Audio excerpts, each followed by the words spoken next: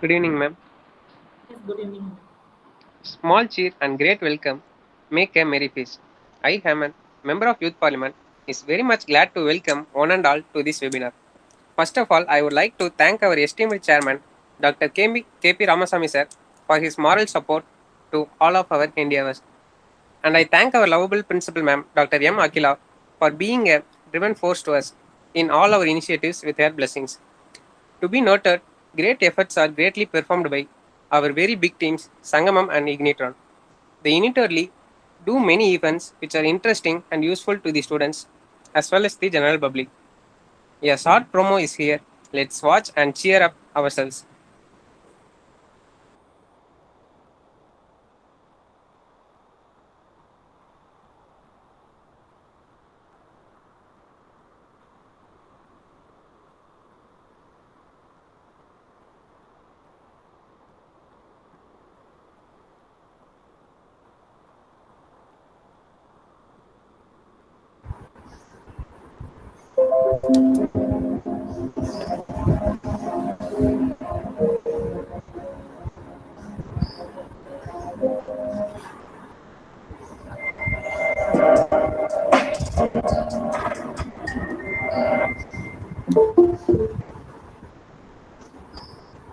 பெரிய பெரிய கட்டடத்துல மட்டும் காலேஜ் இருக்குங்க.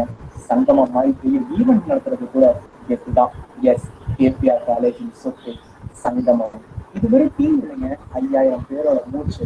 டயலாகே இல்லாம ஆக்ட் பண்ண மைண்ட் கார்டு இருக்கு, டயலாகோட நடிச்ச நாலேஜ் இருக்கு. பாரதி தமிழுக்கு பட்டிமன்றம், சரிகமா பதவி சூப்பரா பாட மியூசிக்ல மைக்கேல் ஜாக்சன் செட்டுக்கே கற்றுக் கொடுத்த டான்ஸ்ல சிரிச்சு சிரிச்சு வாய்க்கு கேவலப்பட்டு 64 ஆயிரக்கணக்கில் கரைச்சு கொடுத்த ஆட்கள் ஈசா யோகாவிலையும் ஈஸியா செய்ய யோகா கற்று இங்கிலீஷ்ல புதுந்து விளையாடி போய முடிஞ்ச இங்கிலீஷை வச்சு இன்டர்வியூவே டோஸ்ட் பண்ணா டோஸ்ட் மாஸ்டர் நிலாவோட வளர்ச்சி ஆயாட்ட பேசி அவங்களுக்கான பாடம் போட்டாங்க. வீடியோக்கு அந்த நிலாவையும் போட்டோ எடுத்துட்டு இருந்தாங்க. போட்டோகிராஃபி கிளப் இது போகாதுன்னு தீபாவளிமத்தை வந்து உட்காரு சமூக மாற்றத்துக்கு நட சோசியல் சர்வீஸ்க்கு மரத்தை மாறி மாறி வைக்கணும்னா ஈகோ கிளப் சொல்லுவாங்க. வெள்ளம் வறட்சின்னு வரும்போது மக்களுக்கு துணிக்கு இருக்காங்க. எந்த இருந்தாலும் நமக்கு சோறு தானே முக்கியம் பண்ணு, அதுக்கு இருக்கவே இருக்கு கிளப். இப்படி 17 club, 34 stop, 34 student coordinator, 2 head, அதுக்கு மேல ஆபீஸ் வேலைக்குன்னு ஒரு மினி சங்கத்தையுமே ஒர்க் பண்ணா பாத்துக்கோங்க. இதுல கிளப் மட்டும் இல்லைங்க, ஒருத்தவங்களோட டேலண்ட்டை கண்டுபிடிச்சு வெளிக்கொண்டு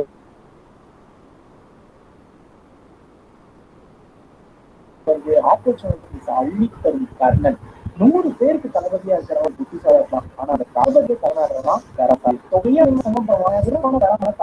போறீங்க. Now, I would like to call upon our proud Youth Parliament member, Mr. Yoha Balaji, who is now the president of Sangamam, to deliver the welcome address. Peace is not absence of war. It's a virtue, a state of mind, disposition for benevolence, confidence, and justice. With this, I welcome one and all to this webinar, Satam and Indukol. First of all, it gives me a immense pleasure to welcome our estimated chief guest, Ms. Kritika Tanapal, who is an assistant professor of law. Welcome, ma'am.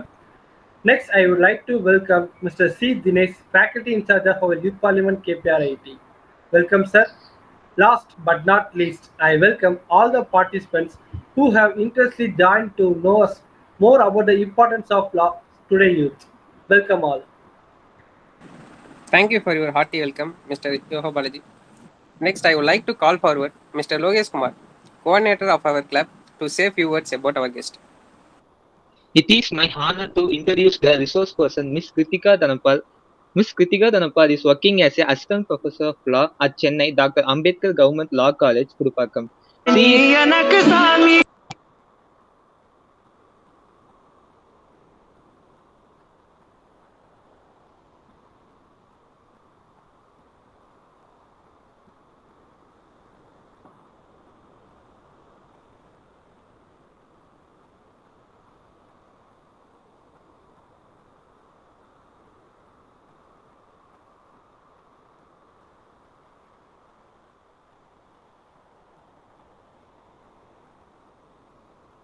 Hello.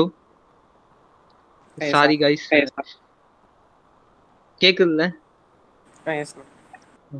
It is my honor to introduce the resource person, Miss Kritika Dhanapal. Miss Kritika Dhanapal is working as an assistant professor of law at Chennai.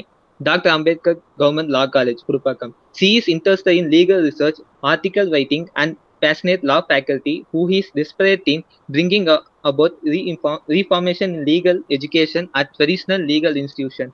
This led her to the current journey, her to discuss how law is important to youth. I once again welcome Ms. Kritika Dhanapal to the wonderful occasion.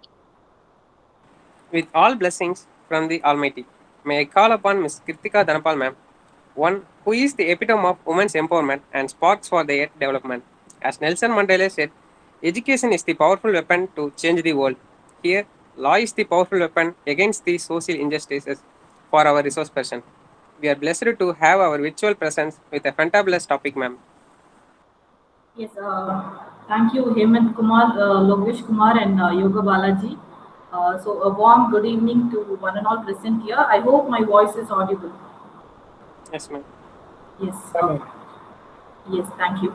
So, foremost, I would like to thank Professor C. Dinesh, Assistant Professor, Department of EEE, and the faculty who is in charge of the Youth Parliament Club of the institution for inviting me and giving me an opportunity to deliver a lecture this evening. And I also wish to convey my appreciation to Mr. Lokesh Kumar, who is a final year student and the student member of the Youth Parliament Club, for coordinating well with me for this event. So, before getting into the topic, so I hope everyone are comfortable with English, right? English is comfortable, Tamil medikalam illaya, so it should be bilingual. Am I right? Yes, ma'am. Yes, ma'am. Okay, fine. So யாருக்காவது ஏதாவது doubt இருந்துச்சுன்னா comment பாக்ஸ்ல போடுங்க, so that I want one person at the end to take up the questions. So doubt இருந்தா chat boxல questions போடுங்க, கடைசியா நம்ம question and answer session மாதிரி வெச்சுக்கலாம். And எங்கயாவது என்னோட வீடியோ ஸ்டாப் ஆச்சுனா so என்கிட்ட இன்ஃபார்ம் பண்ணுங்க, so that I can correct it. Okay, so I want to share my screen. Should I do it? Yes, ma'am. Yes.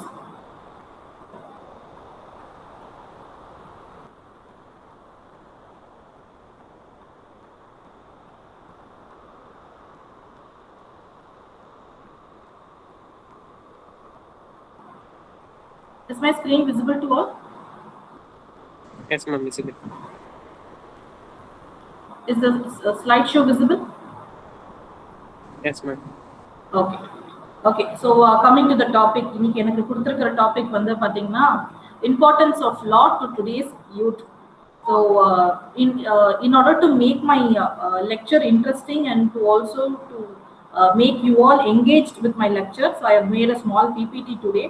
And this PPT is made in such a way that it is visually attractive, because you can find many images in this presentation. Why I have included images is to attract you all and cope up with my objective of making everyone attentive throughout the lecture. Okay, so someone feels bored in between, so kindly let me know. So என்னோட PPTல பாத்தீங்கன்னா நிறைய photos இருக்கும், நிறைய images இருக்கும். ஏன்னா எல்லாருக்கும் கொஞ்சம் அட்ராக்டிவா இருக்கிறதுக்காக. ஏன்னா சாட்டர்டே ஈவினிங், ஸோ எல்லாருமே out of your own interest வந்திருக்கீங்க. ஸோ லா பற்றி தெரிஞ்சுக்கணும்னு, ஸோ அதனால கொஞ்சம் இன்ட்ரெஸ்டிங்காக அட்ராக்டிவாக இருக்கிறதுனால நிறைய இமேஜஸ் போட்டிருக்கேன். Okay, so getting into the topic, importance of law. Okay, foremost, I feel very fortunate enough to take this topic today. Why? Because today is a World Day of International Justice. இன்னைக்கு இந்த topic வந்து இந்த ஃபோரத்தில் எடுக்கிறதுக்கு எனக்கு ரொம்ப சந்தோஷமா இருக்கு. ஏன்னா இன்னைக்கு வந்து world day of international justice. Fortunately or unfortunately நம்மளோட வெபினாரும் இந்த டேவும் வந்து கோயின்சைட் ஆயிடுச்சு. ஸோ இந்த world day of international justice வந்து when they have started celebrating this day is since 1998. Why? Because that is the day when the International Court of Justice adopted the Rome Statute. ஓகேவா? So international court of justice வந்து இந்த world day of international ஜஸ்டிஸை வந்து celebrate பண்ண ஆரம்பிச்ச வருஷம் பார்த்தீங்கன்னா 1998 ஆரம்பிச்சாங்க. ஸோ இந்த வேர்ல்டு டே ஆஃப் இன்டர்நேஷனல் ஜஸ்டிஸோட இந்த வருஷத்துக்கான தீம் என்னன்னு பார்த்தீங்கன்னா, it is the theme on a call for social justice in the digital economy. So இதுதான் இந்த வருஷத்தோட தீம். ஸோ இந்த டேல எனக்கு இந்த டாபிக் வந்து நான் எடுக்கிறது எனக்கு ரொம்ப சந்தோஷமா இருக்கு. ஒன்று, அதே மாதிரி நீங்க வந்து இப்போ இன்வைட் கொடுக்கும்போது ஒரு வீடியோ பிளே பண்ணியிருந்தீங்க. And I'm also very happy to know that the institution is doing great things by creating club. So நிறைய club create பண்ணியிருக்கீங்க, நிறைய விஷயம் பண்ணிட்டு இருக்கீங்க social aspectல. So I like to appreciate the institution for taking up such efforts. So I would like to start my lecture with this point. What is this point about? This is about highlighting the responsibilities of youth in our society. So ஒரு யூத்தா நம்மளுக்கு நிறைய responsibilities இருக்கு. So நம்ம எல்லாருக்குமே தெரியும் நம்மளுக்கு என்னென்ன கடமைகள் இருக்கு, என்னென்ன பொறுப்புகள் இருக்கு. So right from as an academician, ஒரு அகாடமிஷியனா எனக்கு நிறைய பொறுப்புகள் இருக்கு, ஒரு எக்ஸிக்யூட்டிவ் பர்சனா எனக்கு நிறைய பொறுப்புகள் இருக்கு, ஒரு சிவில் சர்வெண்டா எனக்கு பொறுப்புகள் இருக்கு, பொலிட்டீஷியனா இல்லைன்னா நீங்க எந்த டொமைன் வேணா எடுத்துக்கோங்க. யூத் ஒரு சிட்டிசனா நம்ம பார்த்தோம்னா நம்மளுக்கு நிறைய ரெஸ்பான்சிபிலிட்டிஸ் இருக்கு. And one common thing that you can find in all the roles which are played by youth, ஒரே ஒரு காமனான விஷயம் நீங்க எல்லா ரோல்ஸ்லயும் யூத் ப்ளே பண்ணக்கூடிய எல்லா ரோல்ஸ்லயும் எல்லா ரெஸ்பான்சிபிலிட்டி நீங்க பாக்குறது என்னன்னா எலிமெண்ட் ஆஃப் லா. ஸோ எல்லா விஷயத்துலயுமே வந்து எலிமெண்ட் ஆஃப் லான்னு ஒண்ணு இருக்கும். ஸோ ஒரு அகாடமிஷனா இருக்கேன், நான் ஒரு சிட்டிசனாவே இருக்கேன்னா என் நாட்டுல என்னென்ன சட்டங்கள் இருக்குன்னு சொல்லிட்டு நான் அடிப்படையா தெரிஞ்சுக்கணும். Ignorance of law is not an excuse. நான் ஒரு நாட்டுல இருக்கேன்னா அந்த நாட்டுல என்ன சட்டம்னு தெரியாம என்னால நான் இருக்கக்கூடாது. So ignorance of law is not an excuse. We are part of a society. So when we are part of a society, we have to understand the society. So in order to understand the society, we need to know the law of the land. So நம்ம வந்து ஒரு சமூகத்துல இருக்கோம். So அந்த சமூகத்துல என்னென்ன சட்டங்கள் இருக்குன்னு சொல்லிட்டு நம்ம ஃபர்ஸ்ட் அடிப்படையா நம்ம தெரிஞ்சுக்கணும். In order to meet our own expectations, so நம்மளோட எதிர்பார்ப்புகள், நம்மளோட உரிமைகளை நம்ம வந்து நிலைநாட்டிக்கிறதுக்கு நம்ம நாட்டில் இருக்கக்கூடிய சட்டங்கள் என்னென்னு கண்டிப்பா நம்மளுக்கு தெரிஞ்சிருக்கும். அதே மாதிரி whether the government is functioning properly or not, அரசாங்கம் சரியான முறையில வந்து சட்டத்துக்கு உட்பட்டு அரசாங்கத்தை வந்து நடத்துறாங்களா இல்லையான்னு அது நம்மளுக்கு எப்படி தெரியும்? நம்ம எப்படி அதை இன்ஷூர் பண்ண முடியும்? ஃபர்ஸ்ட் நம்மளுக்கு சட்டம் தெரிஞ்சிருக்கும். ஸோ இதுதான் ரொம்ப முக்கியமான ஆஸ்பெக்ட். ஏன் ஒரு யூத்தா எனக்கு லா தெரிஞ்சிருக்கணும்னு நீங்க கேட்டீங்கன்னா, நீங்க ஒரு சமூகத்துல இருக்கீங்க, நீங்க ஒரு சமூகத்துல இருக்கும்போது அந்த சமூகத்துல என்னென்ன சட்டங்கள் இருக்கும் நீங்க கண்டிப்பா தெரிஞ்சுக்கணும். உங்களுக்கு அந்த விஷயம் தெரியும் போதுதான் நீங்க ஒரு அரசாங்கத்தை நீங்க கேள்வி கேட்க முடியும். So it is nothing but knowledge is power. Law is for the society and society makes the law. So in order to be an informed citizen, what is very, very important? You have to be aware about the law that is in existence in the country. So ஒரு நல்ல குடிமகனா நீங்க இருக்கணும்னா அந்த நாட்டில் இருக்கக்கூடிய சட்டங்களை நீங்க தெரிஞ்சுக்கணும். அந்த சட்டங்கள் என்னென்ன பிரச்சனைகள் இருக்கு, அந்த சட்டத்தை உட்பட்டு அரசாங்கம் நடக்குதா, எல்லாம் நம்மளோட உரிமைகள் எல்லாமே நிலைநாட்டப்படுதா, அது எல்லாமே ஒரு சட்டத்தை தெரிஞ்சுக்கும் போதுதான் நீங்க உங்களுக்கு தெரிய வரும்.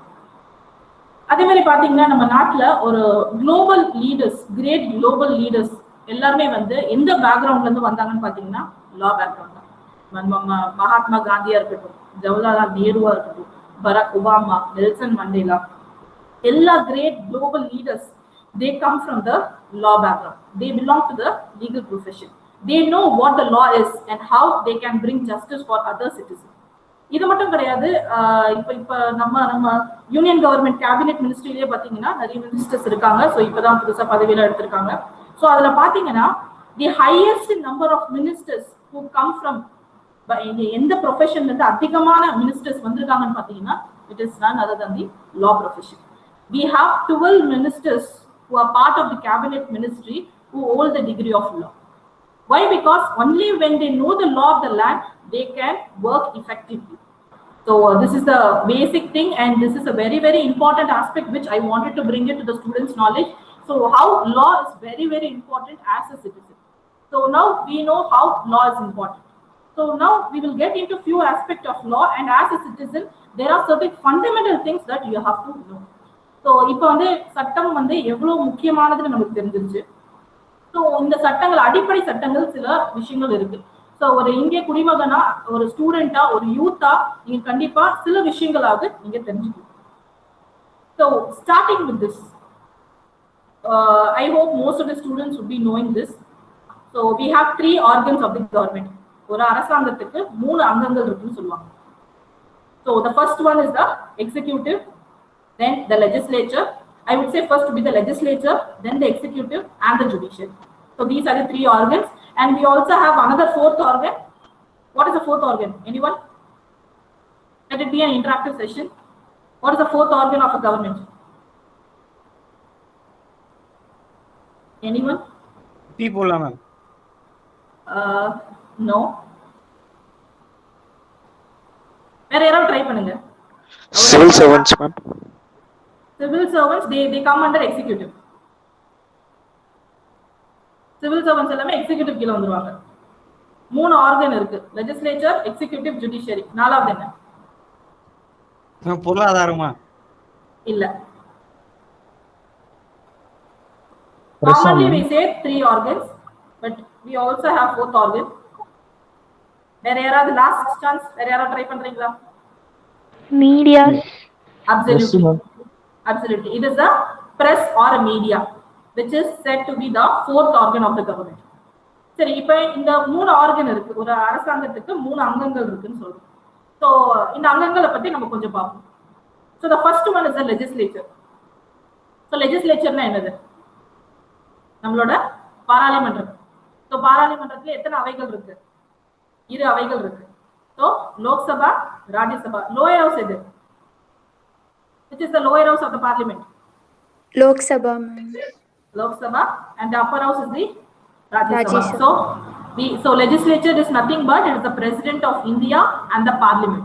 So the parliament consists of 2 houses, Lok Sabha and the Rajya Sabha. Lok Sabha is the lower house and the Rajya Sabha is the upper house. Though Lok Sabha is the lower house, but which is the powerful house? Which is the powerful house? Lok Sabha, Rajya Sabha? Lok Sabha, ma'am. Lok Sabha. So Lok Sabha only has the more power when compared to the Rajya Sabha. சரி, லோக் சபால மொத்தம் எத்தனை உறுப்பினர்கள்? ராஜ்ய சபால எத்தனை உறுப்பினர்கள்? 545. 545. Okay, இப்ப இருக்கக்கூடிய strength. ராஜ்ய சபால எத்தனை பேர்? Okay, so sanctioned strength composition of Lok Sabha என்னன்னு பாத்தீங்கன்னா 552. ஓகேவா? சோ அதுல 2 வந்து ஆங்கிலோ இந்தியன் மெம்பர்ஸ் வந்து பிரசிடென்ட் வந்து அப்பாயிண்ட் பண்ணுவாங்க. இப்ப இருக்கக்கூடிய ஸ்ட்ரென்த் என்னன்னு பாத்தீங்கன்னா 545. அதே மாதிரி ராஜ்யசபால எவ்வளவு ஸ்ட்ரென்த்னு பாத்தீங்கன்னா 245. அதுல 233 பேர் உறுப்பினர்கள், மீதி 12 பேர் வந்து நாமினேட்டட் மெம்பர்ஸ். அதாவது எக்ஸாம்பிள் ஆஃப் நாமினேட்டட் மெம்பர்ஸ் யாருக்காவது ஏதாவது ஞாபகம் வருதா? மேம், இந்த ஒவ்வொரு துறையிலும் ஃபேமஸா இருக்காங்களே அவங்க வந்து செலக்ட் பண்ணுவாங்க. சச்சின் டெண்டுல்கர் அப்படி பொதுவா இருப்பாங்க, ஃபேமஸா இருக்காங்க. சோ மத்த ஃபீல்ட்ல சயின்ஸ், லிட்டரேச்சர் அந்த மாதிரி ஃபீல்ட்ல வந்து யார் ஃபேமஸா இருக்காங்களோ, எக்ஸ்பர்ட்ஸா இருக்காங்களோ அவங்கள வந்து நியமிக்கலாம். ஜனாதிபதிக்கு வந்து அந்த உரிமைகள் வந்து இருக்கு. சோ அப்படி நியமிக்கப்பட்டவங்க தான் ஒரு பெஸ்ட் எக்ஸாம்பிள் வந்து எல்லாருக்கும் தெரிஞ்சது சச்சின் டெண்டுல்கர். சோ இதுதான் வந்து லெஜிஸ்லேச்சர். சோ லெஜிஸ்லேச்சரோட வேலை என்னது? What is the duty of legislature? Making laws. Yes. சட்டம் கொண்டு வரது, ஏதாச்சும் தீர்மானம் கொண்டு வரது லெஜிஸ்லேச்சரோட வேலை. Absolutely, நீங்க சொன்னது கரெக்ட். சோ லெஜிஸ்லேச்சரோட வேலை என்னது? சட்டத்தை உருவாக்குறது லெஜிஸ்லேச்சரோட வேலை. Coming to the next organ, that is the executive. So who form the executive? It is the President of India, the Vice President, and the Council of Ministers. Council of Ministers includes the Prime Minister with the Council of Ministers. So what is the important function of executive? Executive would implement the laws. Yes. So legislature makes the laws. The law made by the legislature would be implemented by the executive. So legislature கொண்டு வரக்கூடிய சட்டத்தை நடைமுறையில கொண்டு வரது யாரு? அதுதான் executive. அப்ப judiciary என்ன பண்ணும்? Judiciary interpretation, high court and the subordinate court.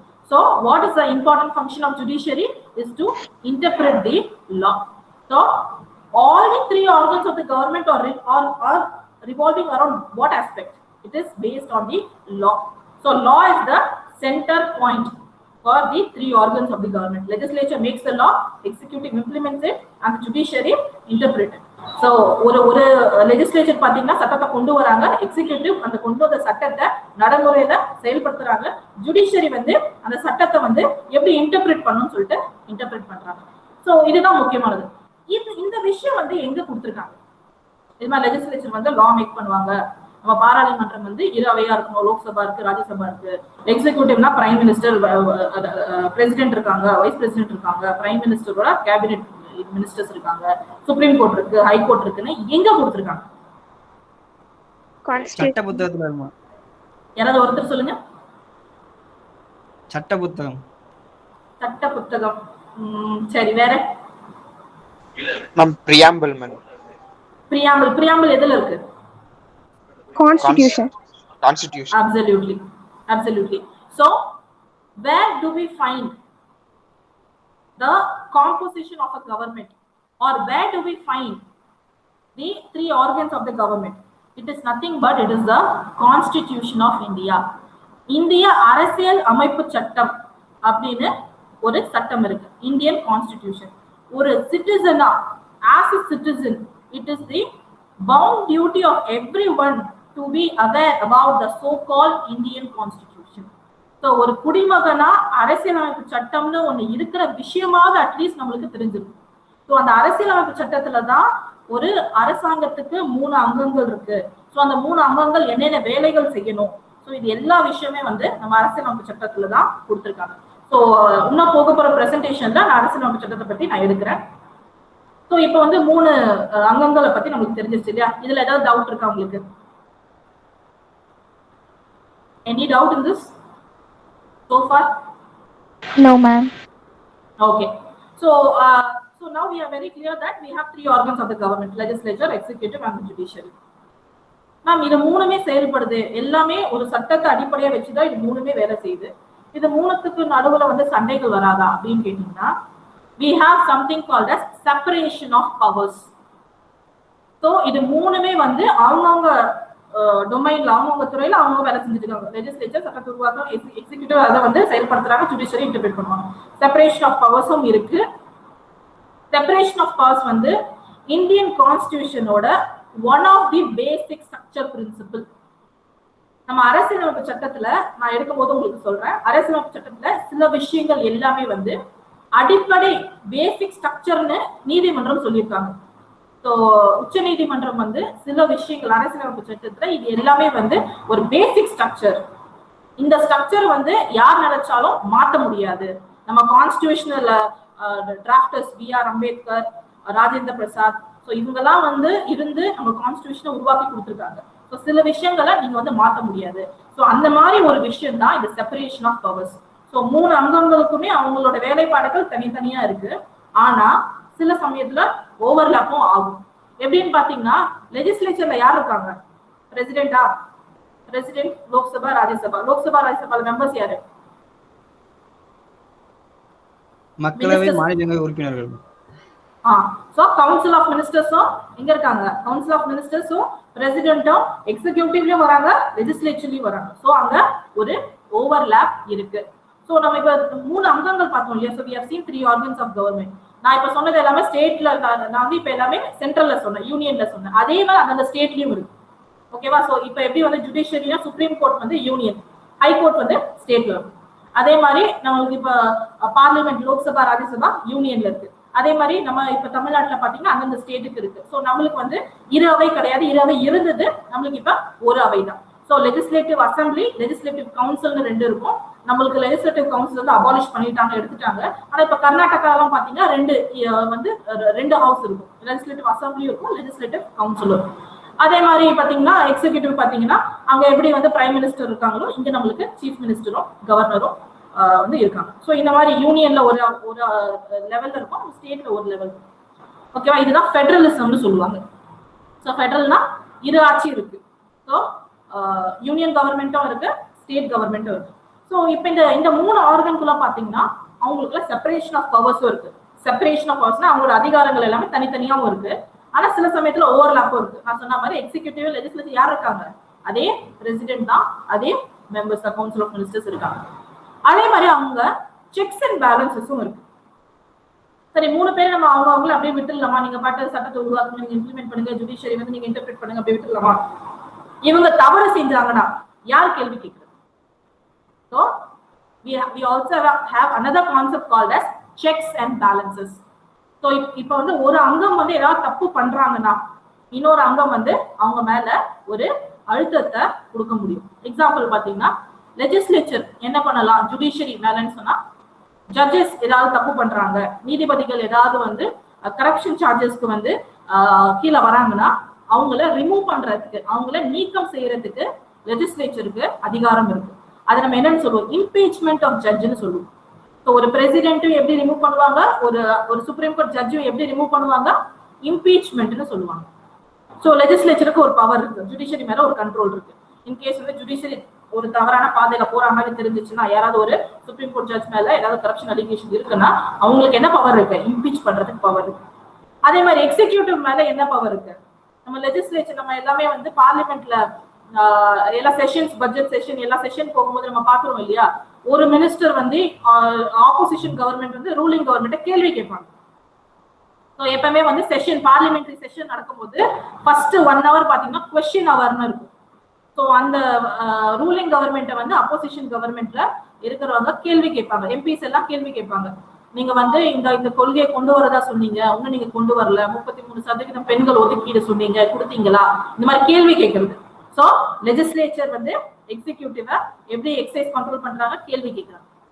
அதே மாதிரி எக்ஸிகியூட்டிவ் பாத்தீங்கன்னா மற்ற 2 ஆர்கன், ஜுடிஷியரி, லெஜிஸ்லேச்சர் மேல வந்து அவங்களுக்கு கண்ட்ரோல் எப்படின்னு பாத்தீங்கன்னா, சுப்ரீம் கோர்ட் ஜட்ஜஸ் எல்லாத்தையும் அப்பாயிண்ட் பண்றது யாரு, பிரசிடென்ட் தான் அவங்கள நியமிக்கிறாங்க.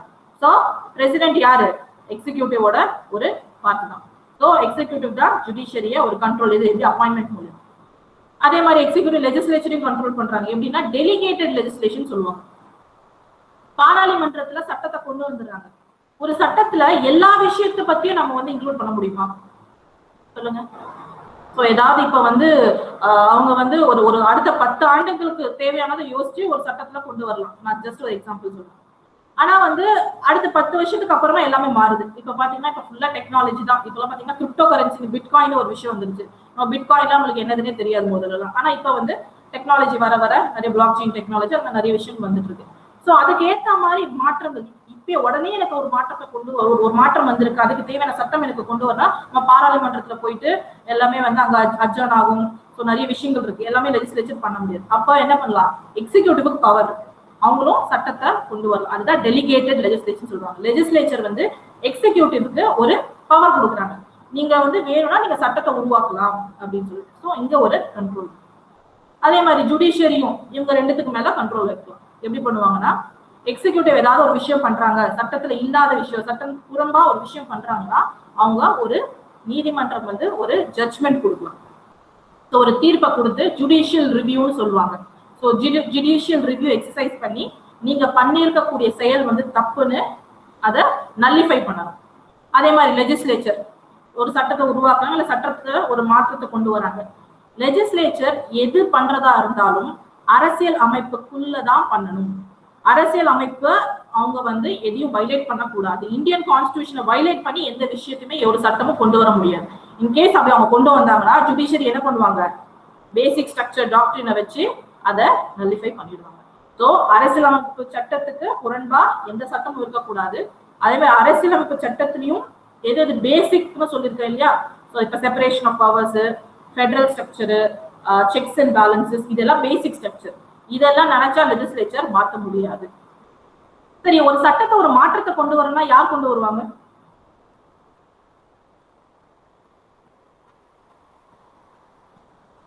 இப்ப வந்து சட்ட அமைச்சரா, அமைச்சர் நினைச்சா அவர் மட்டும் தனியா பண்ணிடலாமா? அவர் கலந்து ஆலோசித்து அப்படியே அவங்க அமைச்சரை முடிவு எடுத்துட்டு பிரைம் மினிஸ்டர் அப்படியே அமைச்சரை முடிவு எடுத்துட்டு அடுத்து மக்களுக்கு அந்த கொண்டு வரணும். பாருங்க, லெஜிஸ்லேச்சர் வந்து ஒரு சட்டத்தை கொண்டு வரது மட்டும், புதுசா ஒரு சட்டத்தை கொண்டு வரது மட்டும் லெஜிஸ்லேச்சரோட வேலை கிடையாது.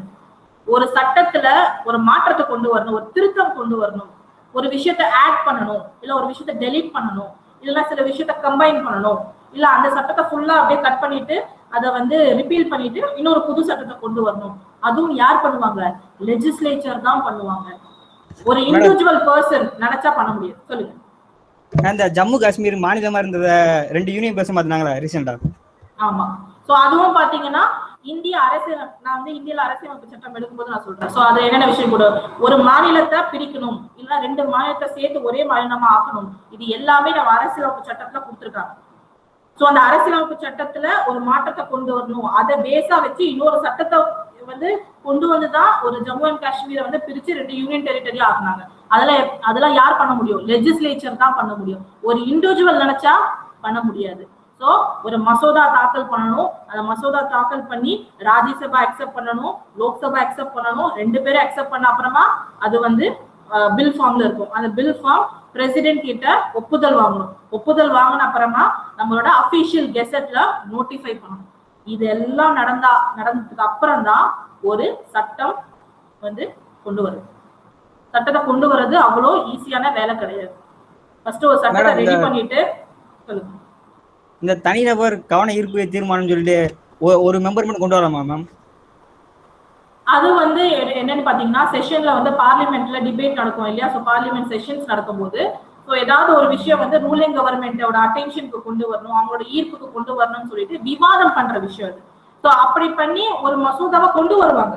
ஸோ ஒரு ஒரு ஒரு இண்டிவிஜுவல் மினிஸ்டர் நினைச்சாங்கன்னா அந்த டாபிக்ல வச்சு அந்த டாபிக் ஆர்கியூ பண்ணிட்டு ஒரு மசோதாவை கொண்டு வருவாங்க. ஆனா மசோதா கொண்டு வரதுனால அது சட்டம் ஆயிடாது. அந்த மசோதா கொண்டு வந்து ஆர்கியூமெண்ட் நடக்கும், இரு அவையும் அதை வந்து ஒத்துக்கணும், அதுக்கப்புறமா அது வந்து ஜனாதிபதியோட ஒப்புதல் கிடைக்கணும், நோட்டிஃபை பண்ணணும், அதுக்கப்புறம் தான் ஒரு சட்டம் வந்து நம்ம செயல்பாடுல கொண்டு வர முடியும். ஓகேவா? ஸோ இதுதான் வந்து separation of powers, checks and balances. இது ரொம்ப முக்கியமான ஒரு விஷயம். ஒரு சிட்டிசனா ஒரு குடிமகனா எப்படி வந்து ஒரு சட்டத்தை உருவாக்குறாங்க. ஸோ லெஜிஸ்லேட் சட்டத்தை உருவாக்குறது வந்து ஒருத்தர் நினைச்சா பண்ணக்கூடிய விஷயம் கிடையாது. அதுதான் லெஜிஸ்லேச்சர். ஸோ நம்ம எலெக்ட் பண்ணி அனுப்பக்கூடிய எம்பிஸ் எம்எல்ஏஸ் எல்லாம் டிஸ்கஸ் பண்ணி நம்மளோட ரெப்ரஸன்டேட்டிவா அவங்க வந்து இருக்காங்க. இது வந்து ஒரு டெமோக்ராட்டிக் கண்ட்ரி, டெமோக்ரஸி. நம்ம தான் வந்து கவர்மெண்ட்டை ரூல் பண்றோம். நம்ம தான் எலெக்ட் பண்ணி எம்பிஸ் எம்எல்ஏஸையும் லெஜிஸ்லேச்சருக்கு அனுப்புறோம். நம்ம சார்பா அவங்க வந்து எல்லாத்தையும் வந்து பண்ணிட்டு இருக்காங்க. ஓகேவா?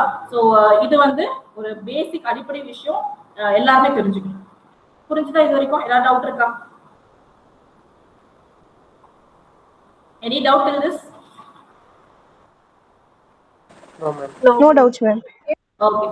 Okay. So proceeding further. So as I said, what is the central point Madam, in all the three organs? Yes. இந்த கச்சத்தீவு இருக்குல்ல மேம், இந்த இலங்கைக்கு இது பிரிச்சு கொடுத்தாங்களா மேம், அதை மீண்டும் எனக்கு ஏதாச்சும் வழி இருக்கா மேடம்? அதெல்லாம் வந்து பொலிட்டிக்கல் क्वेश्चंस. சோ அது வந்து கவர்மெண்டோட பாலிசி டிசிஷன். இல்ல மேடம், மக்கள்லாம் விருப்பப்பட்டு இணைக்கலாமாங்கிறேன். புரியல, என்ன சொன்னீங்க? மக்கள்லாம் விருப்பப்பட்டு போராட்டம் பண்ணி இணைக்கலாமாங்க? அங்க இருக்க மக்கள் இங்க இருக்க மக்கள் சேர்ந்து போராட்டத்தினால எல்லாமே ஒரு முடிவுக்கு கொண்டு வர முடியுமான்னு கேட்டீங்கன்னா கண்டிப்பா என்னோட இண்டிவிஜுவல் ஒப்பீனியன் வந்து கிடையாது. ஸோ எல்லாமே சட்டத்துப்படி தான் போய் ஆகணும். ஸோ அதுவும் வந்து கேஸ் பெண்டிங்கா இருக்கு, அதுவும் போயிட்டு இருக்கு. அது வந்து கவர்மெண்டோட பாலிசி டிசிஷன். ஸோ அது வந்து முதல்ல எடுத்த டிசிஷனால போயிட்டு இருக்கு. ஸோ மக்களா போராட்டம் பண்ணி பண்ண முடியுமான்னு கேட்டீங்கன்னா அது சரியான முறை கிடையாது. இது வந்து ஸ்பெசிபிக்கா நீங்க வந்து ஒரு பொலிட்டிக்கல் இஷ்யூஸ் கேக்குறீங்க. சோ பொலிட்டிக்கல் இஷ்யூஸ் நம்ம வந்து அவாய்ட் பண்ணிக்கலாம். இல்ல மேம், போராட்டம் இல்ல மேம், மக்கள்லாம் சேர்ந்து இணைஞ்சு சட்ட உருவாக்க கேட்கலாமா கேக்குறேன் மேம். இணைக்கிறதுக்காண்டி மக்கள் நம்ம தான் மக்களாகிய நாம் தான் இது டெமோக்ராட்டிக் கண்ட்ரியா இருக்கிறதுனால தான் நம்ம தான் ரெப்ரஸன்டேட்டிவ்ஸ் அமைச்சிருக்கோம். ஸோ நம்ம டைரக்டா எதுவுமே பண்ண முடியாது. நம்ம ரெப்ரஸன்டேட்டிவ்ஸ் எம்பிஸ் எம்எல்ஏஸ் யார் நம்ம அமைச்சிருக்கோமோ அவங்களாம் எது முறையான வழியோ அதை தான் அவங்க வந்து எடுத்து பண்ணணுமே தவிர நம்மளாம் வந்து அஜிடேட் பண்ணி நம்ம போராட்டம் பண்ணி மற்ற மாநிலத்தில் இருக்கக்கூடிய மக்களோட சேர்ந்து பண்றது வந்து ஒரு உசிதமான செயல் கிடையாது. சரி மேடம், ஒரு டவுட் மேடம் கேட்கவா மேடம்? சொல்லுங்க. இப்ப நம்ம இந்திய நாட்டு கடன் வந்து 82 லட்சம் கோடி இருக்கு madam.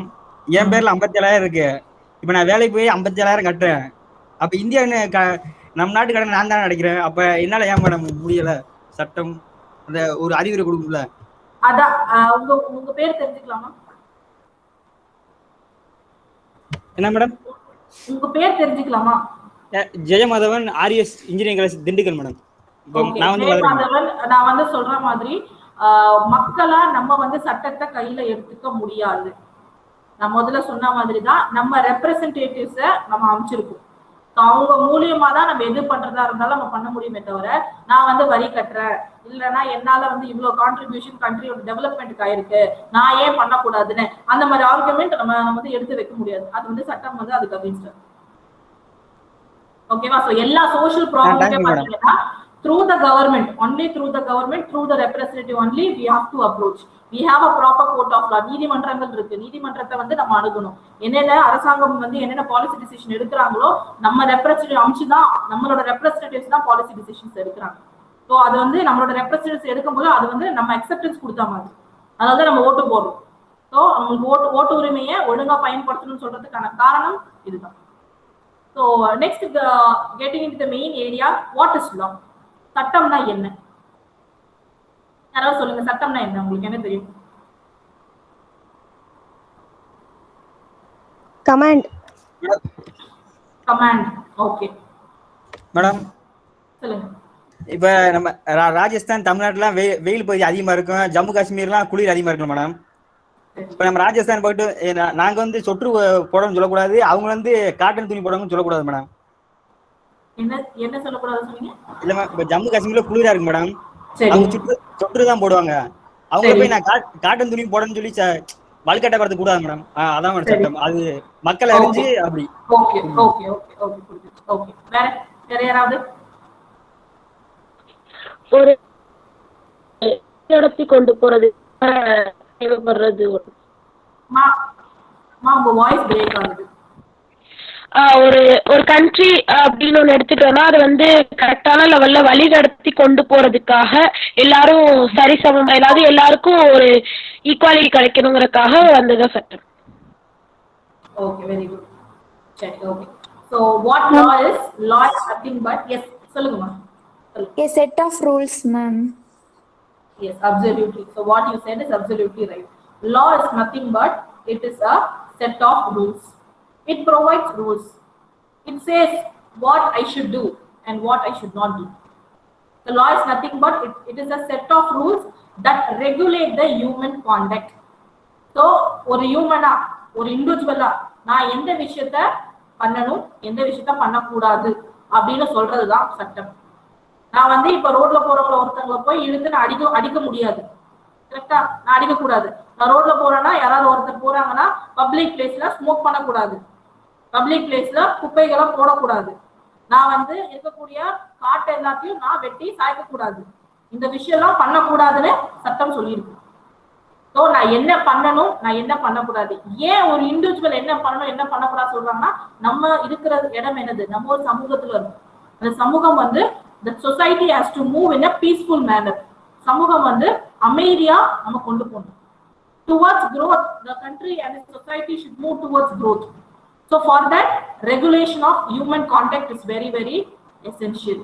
And that is what the law does. So what is ultimate aim of law? So சட்டத்தோட முக்கியமான நோக்கம் என்ன, எதுக்காக சட்டம் இருக்கு? Law is there to provide justice. அனைவரும் சமம். All are people equal. Yes. So what is the ultimate aim of law? The ultimate aim of law is to provide justice. So on the நியாயம், justice or symbol என்னது? So symbol of law, this is nothing but it's a symbol of law. It is a lady justice. So இந்த lady justice, ஆமா. So இந்த நீதி தேவதை தான் வந்து சட்டத்தோட ஒரு சிம்பிளா நம்ம பார்க்கணும். So இந்த நீதி தேவதையில என்னென்ன விஷயங்கள் இருக்கு? அவங்களோட கண்ணு வந்து கட்டி இருக்கு, ஒரு தராசு கையில வச்சிருக்காங்க, அதே மாதிரி ஒரு வால் இருக்கு கையில. ஸோ இந்த 3 விஷயங்கள் வந்து ஒரு விஷயத்தை குறிக்கக்கூடியதுதான். ஸோ நான் வந்து ஒரு நியாயத்தை நான் கொடுக்கும்போது, நான் ஒரு நீதிபதியா இருக்கேன், நான் ஒரு வழக்கை வந்து நான் கையில எடுத்திருக்கேன், அந்த வழக்குக்கான தீர்ப்பை நான் தரப்போறேன்னா, நான் ஃபர்ஸ்ட் 2 தரப்புல இருக்கிறவங்க, அவங்க பணக்காரங்களா ஏழைகளா இல்ல வேற ஜாதியா இல்ல வேற மாநிலத்துல இருந்து வந்திருக்காங்களா, நான் எதையுமே பார்க்க கூடாது, நான் நியாயமா நடக்கும். அதனாலதான் லேடி ஜஸ்டிஸ் இந்த நீதி தேவதை வந்து கண்ணை வந்து கட்டிருக்காங்க. எதுக்கு தராசு? 2 சைடுமே வாதி பிரதிவாதி இருக்காங்கன்னா, டிஃபரெண்ட் இருக்காங்கன்னா, 2 சைடுமே வந்து நான் கரெக்டா கேட்டு நான் நியாயமான பேலன்ஸ்டா ஒரு ஜட்ஜ்மெண்ட், நான் இம்பார்ஷியலா இல்லாம, நான் வந்து பார்ஷியலா இல்லாம இம்பார்ஷியலா ஒரு ஜட்ஜ்மெண்ட் தான். இந்த ஸ்வாட் இருக்கு இல்லையா, இந்த பால், இது எதுக்குன்னா கொடுக்கக்கூடிய ஜட்ஜ்மெண்ட் வந்து அத்தாரிட்டேட்டிவ் அண்ட் ஃபைனல். இதுதான் வந்து உறுதியான ஒரு தீர்ப்பு, இதை கண்டிப்பா நீங்க வந்து செயல்படுத்தணும். இதுதான் இந்த நீதி தேவதையோட அந்த கண்ணை கட்டி இருக்கிறது. Blindfold, the balanced weight and the sword justifies. So the ultimate aim of law is to provide or to render justice. இந்த ஜஸ்டிஸ், இந்த நியாயத்தை கொடுக்கறதுக்காக தான் நீதிமன்றங்களை வந்து உருவாக்கியிருக்காங்க. Next, coming into Indian law. So what are the Indian laws? See, law is like an ocean. சட்டம் பாத்தீங்கன்னா ஒரு கடல் மாதிரி. So I can't take the entire Indian laws. So இந்த சின்ன செஷன்ல வந்து நான் என்டையர் இந்தியன் லாஸ்லாம் நான் ஃபுல்லா படிச்சிருந்தாலும், எந்த ஒரு லீகல் ப்ரொஃபஷனல் லீகல் எக்ஸ்பர்ட்டும் நான் இருக்கக்கூடிய எல்லா சட்டத்தையும் நான் படிச்சுட்டு இருப்பேன் அப்படின்னு யாராலையும் சொல்ல முடியாது. No one can say that I am an expert in law. We can say that I am an expert in a branch of law. சட்டங்கள் நிறைய இருக்கு.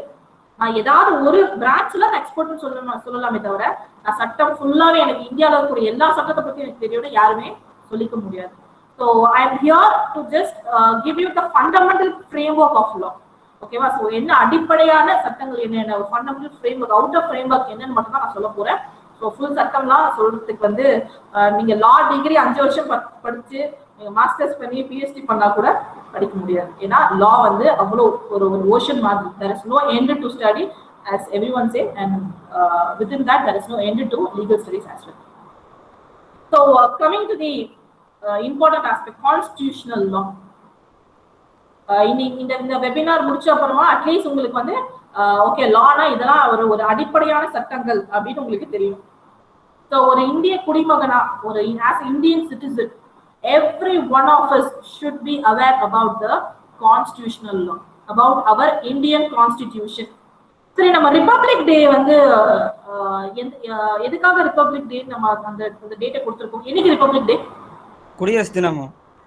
குடியரசு தினம் வந்து என்னைக்கு, எதுக்காக குடியரசு தினத்தை வந்து செலிப்ரேட் பண்றோம்? ஜனவரி 26 மேடம். ஓகே, ஜனவரி 26. எதுக்காக? 1950 ஜனவரி 26 வந்து சட்டம் இயற்றப்பட்ட ஆண்டு நாள். அதனால மேடம். என்ன சட்டம் இயற்றப்பட்டது? அந்த பிரிட்டிஷ் சட்டபூத தலைவி அம்பேத்கர் கொண்ட 7 பேர் கொண்ட குழு வந்து சட்டபூதத்தை உருவாக்கி அது வந்து அந்த அவையில வந்து தீர்மானம் பண்ண நாள் வந்து நீங்க சொல்றது அது வந்து சட்ட புத்தகம் கிடையாது, அது வந்து இந்திய அரசியலமைப்பு சட்டம். அதுதான் Indian constitution, the constitution of India. So நம்மளோட இந்திய அரசியலமைப்பு சட்டம் வந்து நீங்க சொன்ன மாதிரி டிராஃப்டிங் கமிட்டி, B.R. அம்பேத்கர் தலைமையில டிராஃப்டிங் கமிட்டி, ஸோ கான்ஸ்டியூவன்ட் அசம்பிளின்னு சொல்லுவாங்க. ஸோ அதோட சேர்மன் யாரா இருந்தாங்க? ராஜேந்திர பிரசாத். ஸோ அவங்களோட தலைமையில நிறைய குழுக்கள் வந்து அமைக்கப்பட்டுச்சு. அதுல ஒரு முக்கியமான குழு என்னன்னு பாத்தீங்கன்னா டிராஃப்டிங் கமிட்டி. அந்த டிராஃப்டிங் கமிட்டி தான் நம்மளோட அரசியலமைப்பு சட்டத்தை வந்து உருவாக்குனாங்க. ஸோ அந்த அரசியலமைப்பு சட்டம் வந்து என்னைக்கு வந்து கம்ப்ளீட்டா அது டிராஃப்ட் பண்ணி முடிச்சாங்க அப்படின்னு கேட்டீங்கன்னா நவம்பர் 26ஆம் தேதி 1949.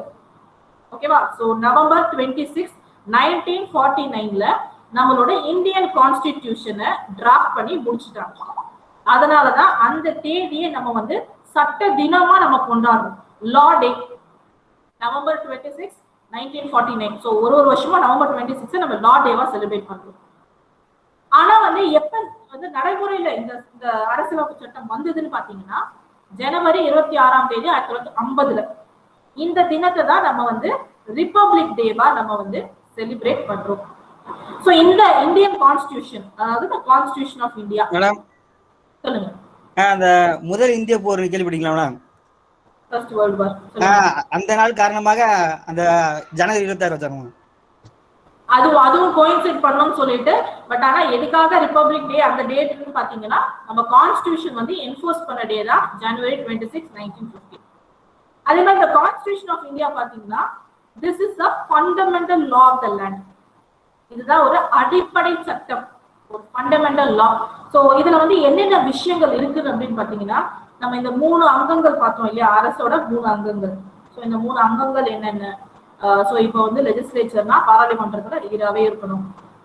அதுக்கு என்னென்ன வந்து ஒரு எம்பியோட குவாலிஃபிகேஷன் என்ன, அவங்களை எப்படி நம்ம டிஸ்குவாலிஃபை பண்ணலாம், எப்படி வந்து அவங்களுக்கு தகுதி நீக்கம் பண்ணலாம், எல்லா விஷயங்களுமே வந்து. அதே மாதிரி சுப்ரீம் கோர்ட் எங்க இருக்கணும், சுப்ரீம் கோர்ட்ல எத்தனை நீதிபதிகள் இருக்கணும், சுப்ரீம் கோர்ட் நீதிபதி வந்து ஓய்வு பெற்ற அப்புறமா அந்த அதே உயர் நீதிமன்றத்துல வந்து வழக்கறிஞர்களா இருக்கலாமா வேணாமா, எல்லா விஷயங்களும் பாத்தீங்கன்னா இந்த இந்திய அரசியலமைப்பு சட்டத்துல கொடுத்துருக்காங்க. அதே மாதிரி யூனியன் கவர்மெண்ட், ஸ்டேட் கவர்மெண்ட் இருக்கு. ஸோ நம்மளுக்கு வந்து 2 அரசாங்கங்கள் இருக்கு, union government, state government. So union கவர்மெண்டோட என்னென்ன அதிகாரங்கள் அவங்களுக்கு இருக்கு, மாநில அரசுங்களுக்கு என்னென்ன அதிகாரங்கள் இருக்கு. ஸோ இப்போ பாத்தீங்கன்னா ஒரு விஷயம் எடுத்துக்கலாமே, எஜுகேஷன் எடுத்துக்கலாம், கல்வி. ஸோ கல்வி விஷயத்துல ஒரு சட்டத்தை கொண்டு வரணும்னா பார்லிமெண்ட் கொண்டு வரணுமா, இல்லைன்னா நம்ம ஸ்டேட்ல இருக்கக்கூடிய அசம்பிளி கொண்டு வரணுமா? கன்ஃபியூஷன் இருக்கா இல்லையா? ஒரு கவர்மெண்ட் நமக்கு பிரச்சனை கிடையாது. சொல்லுங்க. அந்த மாநிலத்துக்கு தேவையான இப்ப வந்து இப்ப ஒண்ணு சொல்ல வேணாம். இப்ப வந்து இந்த ஜாதி இருக்கலாமா, 7 ஜாதியை உள்பட்டு ஒரு ஜாதியா உருவாக்கணும்னு தமிழ்நாட்டுல சட்டம் ஏற்பட்டு திரும்ப அது பாராளுமன்றம் போய் அங்க சட்டமாக்கி வெளியிட்டாங்க தெரியுமா மேடம்? அதான் அந்த மானியத்தை பொறுத்து அப்படி பண்ணலாம். சோ வந்து எந்தெந்த அரசாங்கம் வந்து எந்தெந்த சட்டத்தை கொண்டு வரணும் அப்படின்னு பாத்தீங்கன்னா, நம்ம அரசியலமைப்பு சட்டத்துல நிறைய அட்டவணைகள் நிறைய ஷெட்யூல்ஸ் இருக்கு நம்ம கான்ஸ்டிடியூஷன்ல. சோ அதுல வந்து முக்கியமானது ஏன் நான் அந்த ஷெட்யூலை பத்தி நான் சொல்றேன்னா, 7வது அட்டவணை அரசியலமைப்பு சட்டத்தோட 7வது அட்டவணையில 3 பட்டியல் கொடுத்திருப்பாங்க. யூனியன் லிஸ்ட் 3 லிஸ்ட் இருக்கும். Union list, state list, concurrent list. Union லிஸ்ட்னா அதுல வந்து டாபிக்ஸ் கொடுத்திருப்பாங்க. ஸோ இப்போ வந்து இன்டர்நேஷனலி இம்பார்ட்டன்ட் நேஷனல் இன்ஸ்டிடியூஷன்ஸ், அதே மாதிரி ரயில்வே, இன்ஃப்ராஸ்ட்ரக்சர், சில விஷயங்கள் கொடுத்துருக்காங்க. ஸோ இந்த விஷயங்கள்ல ஏதாவது ஒரு சட்டம் கொண்டு வரணும்னா யூனியன் கவர்மெண்ட் மட்டும்தான் சட்டத்தை கொண்டு வர முடியும். அதாவது பார்லிமெண்ட் மட்டும்தான் சட்டத்தை கொண்டு வர முடியும். செகண்ட் லிஸ்ட் இருக்கு, அது பேர் ஸ்டேட் லிஸ்ட். அதுல சில விஷயங்கள் இருக்கு. அக்ரிகல்ச்சர், சானிடேஷன், ஹெல்த், எஜுகேஷன், சில விஷயங்கள் பாத்தீங்கன்னா அது வெறும் ஸ்டேட் கவர்மெண்ட் மட்டும்தான் கொண்டு வர முடியும். அதாவது அசம்பிளியில நம்ம சட்டத்தை கொண்டு வரணும். 3வது லிஸ்ட் இருக்கு, அது பேர் பொதுப்பட்டியல், கன்கரண்ட் லிஸ்ட். கன்கரண்ட் லிஸ்ட்ல பாத்தீங்கன்னா யூனியன் கவர்மெண்ட்டும் சட்டத்தை கொண்டு வரலாம், ஸ்டேட் கவர்மெண்ட்டும் கொண்டு வரலாம். பார்லிமெண்ட் நினைச்சாலும் ஒரு லா பாஸ் பண்ணலாம், இல்ல ஸ்டேட் கவர்மெண்ட்டோ லெஜிஸ்லேட்டிவ் அசம்பிளி நினைச்சாலும் ஒரு சட்டத்தை கொண்டு வரலாம். ஆனா ஒரே விஷயத்துல 2 பேரும் ஒரு சட்டத்தை கொண்டு வந்திருக்காங்க அப்படின்னா, யூனியன் கவர்மெண்ட் போட்ட சட்டம் தான் ஸ்டேட் கவர்மெண்ட் போட்ட சட்டத்தை விட ப்ரிவேல் ஆகும். எது செல்லும் பாத்தீங்கன்னா யூனியன் கவர்மெண்ட் கொண்டு வந்ததுதான். அந்த டாபிக்ல 2 பேருமே, யூனியன் கவர்மெண்ட், ஸ்டேட் கவர்மெண்ட் 2 பேருமே ஒரு லாவை கொண்டு வரலாம். ஆனா இன்கேஸ் ஆஃப் கான்ஃபிளிக்ட், ஒரு பிரச்சனை வருது அப்படின்னா அப்ப எது செல்லும்? யூனியன் கவர்மெண்ட் கொண்டு வந்த சட்டம் தான் செல்லும். சோ யூனியன் கவர்மெண்ட்டும் ஸ்டேட் கவர்மெண்டோட பவர்ஸ் என்னென்ன அப்படின்னு சொல்லிட்டு கொடுத்திருக்காங்க. எங்க கொடுத்திருக்காங்க? 7வது அட்டவணை, அரசியல் சட்டத்துல 7வது அட்டவணை கொடுத்திருக்காங்க. சரி மேம், நீங்க சொல்ற மாதிரி கான்ஸ்டிடியூஷன்ல ஃபுல்லா கவர்மெண்ட்டை பத்தி தான் பேசுறாங்களா? ஒரு தனிநபரா ஒரு சிட்டிசனா எனக்கு என்னென்ன உரிமைகள் இருக்குன்னு எனக்கு எப்படி மேம் தெரிஞ்சுக்கணும்னு பாத்தீங்கன்னா, நம்மளோட அரசியல் அமைப்பு சட்டத்துலதான் நம்மளோட ஒரு இந்திய குடிமகனோட அடிப்படை உரிமைகள் எல்லாமே நம்ம கான்ஸ்டிடியூஷன்ல தான் இருக்கு. Part 3 of the Indian Constitution deals with the fundamental rights of the citizen. There are few rights which are also applicable to non-citizens. வெறும் சிட்டிசனுக்கு மட்டும் இல்ல, நான் சிட்டிசனா இருக்கிறவங்களுக்கும் சில உரிமைகள் இருக்கு. அது எங்க கொடுத்திருக்காங்க? இந்தியன் கான்ஸ்டிடியூஷன்ல பார்ட் 3ல சில பேசிக் ஃபண்டமெண்டல் ரைட்ஸ். ஒரு எக்ஸாம்பிள்ஸ்க்கு சொல்ற பாருங்க. Right to equality, right to life. எனக்கு வந்து ஒரு சுத்தமான தண்ணி கிடைக்கணும் அப்படின்னு பாத்தீங்கன்னா அது வந்து என்னோட அடிப்படை உரிமை. சரத் 21 ஆர்டிகல் கான்ஸ்டிடியூஷன்ல இருக்கக்கூடிய ப்ரொவிஷன்ஸ் நீங்க எப்படி படிப்பீங்கன்னா, எப்படி வந்து உச்சரிப்பீங்கன்னா ஆர்டிகல்னு சொல்வீங்க. சரத் ஆர்டிகல் 21ல right to life, I have a right to life with dignity. Right to life includes right to get clean water, right to get clean environment. அந்த ஆர்டிகலை பாத்தீங்கன்னா உங்களுக்கு வந்து ஒரு நல்ல குடிநீர் கிடைக்கணும், உங்களுக்கு வந்து ஒரு நல்ல சுற்றுச்சூழல் இருக்கணும்னு எங்கேயுமே கொடுக்கல. ஆனா எப்படி இந்த இன்டர்பிரிட்டேஷன் வந்துச்சுன்னு பாத்தீங்கன்னா, நீதிமன்றம் பண்ணக்கூடிய இன்டர்பிரிட்டேஷன் ஆஃப் லால. சோ இது எல்லாத்தையும் இன்டர்பிரேட் பண்றது யாரு? Judiciary article 21 right to life interpret பண்ணி ஒருத்தர் ஒரு ரைட் டு லைஃப், ஒரு டிக்னிட்டியோட ஒரு வாழ்க்கையை வாழணும்னா ஒரு சுத்தமான குடிநீர் இருக்கணும், ஒரு சுத்தமான சுற்றுச்சூழல் இருக்கணும். ஸோ இது எல்லாமே நம்மளோட அடிப்படை உரிமைகள். மேம் என்னோட அடிப்படை உரிமைகள் வந்து பாதிக்கப்பட்டிருக்கு, அப்ப நான் எங்க மேம் போய் அணுகணும் அப்படின்னு கேட்டீங்கன்னா 2 ஆப்ஷன் உங்களுக்கு கொடுத்திருக்காங்க இந்திய அரசியல் சட்டத்தில். If your fundamental rights get violated, then you can approach the Supreme Court directly. உச்ச நீதிமன்றத்தை நீங்க நேரடியா அணுகலாம். ஆர்டிகல் 32 கீழ. ஆர்டிகல் 32 சரத் 32 ஒரு அடிப்படை உரிமை உங்களுக்கு. என்னோட ஃபண்டமெண்டல் ரைட் பார்ட் 3ல கொடுத்திருக்கக்கூடிய ஃபண்டமெண்டல் ரைட் வயலேட் ஆச்சுன்னா நான் டைரக்டா உச்ச நீதிமன்றத்துல போய் நான் வழக்க போடலாம். இது மாதிரி என்னோட வந்து அடிப்படை உரிமை வந்து மீறப்பட்டிருக்கு, என்னோட உரிமைகளை வந்து மீட்டு கொடுங்க அப்படின்னு நம்ம கேட்கலாம். இந்த உரிமையே ஒரு அடிப்படை உரிமை. அப்படி இல்ல நீங்க உச்ச நீதிமன்றத்துக்கு போகிறதுக்கு விருப்பம் இல்லைன்னா உயர் நீதிமன்றத்துக்கு போகலாம். ஆர்டிகல் 226 கீழே. அது மாதிரி சிலது பாத்தீங்கன்னா சில மாற்றங்கள் நான் சொன்னேன் இல்லையா, லெஜிஸ்லேச்சர் ஒரு சட்டத்தை மட்டும் கொண்டு வர மாட்டாங்க.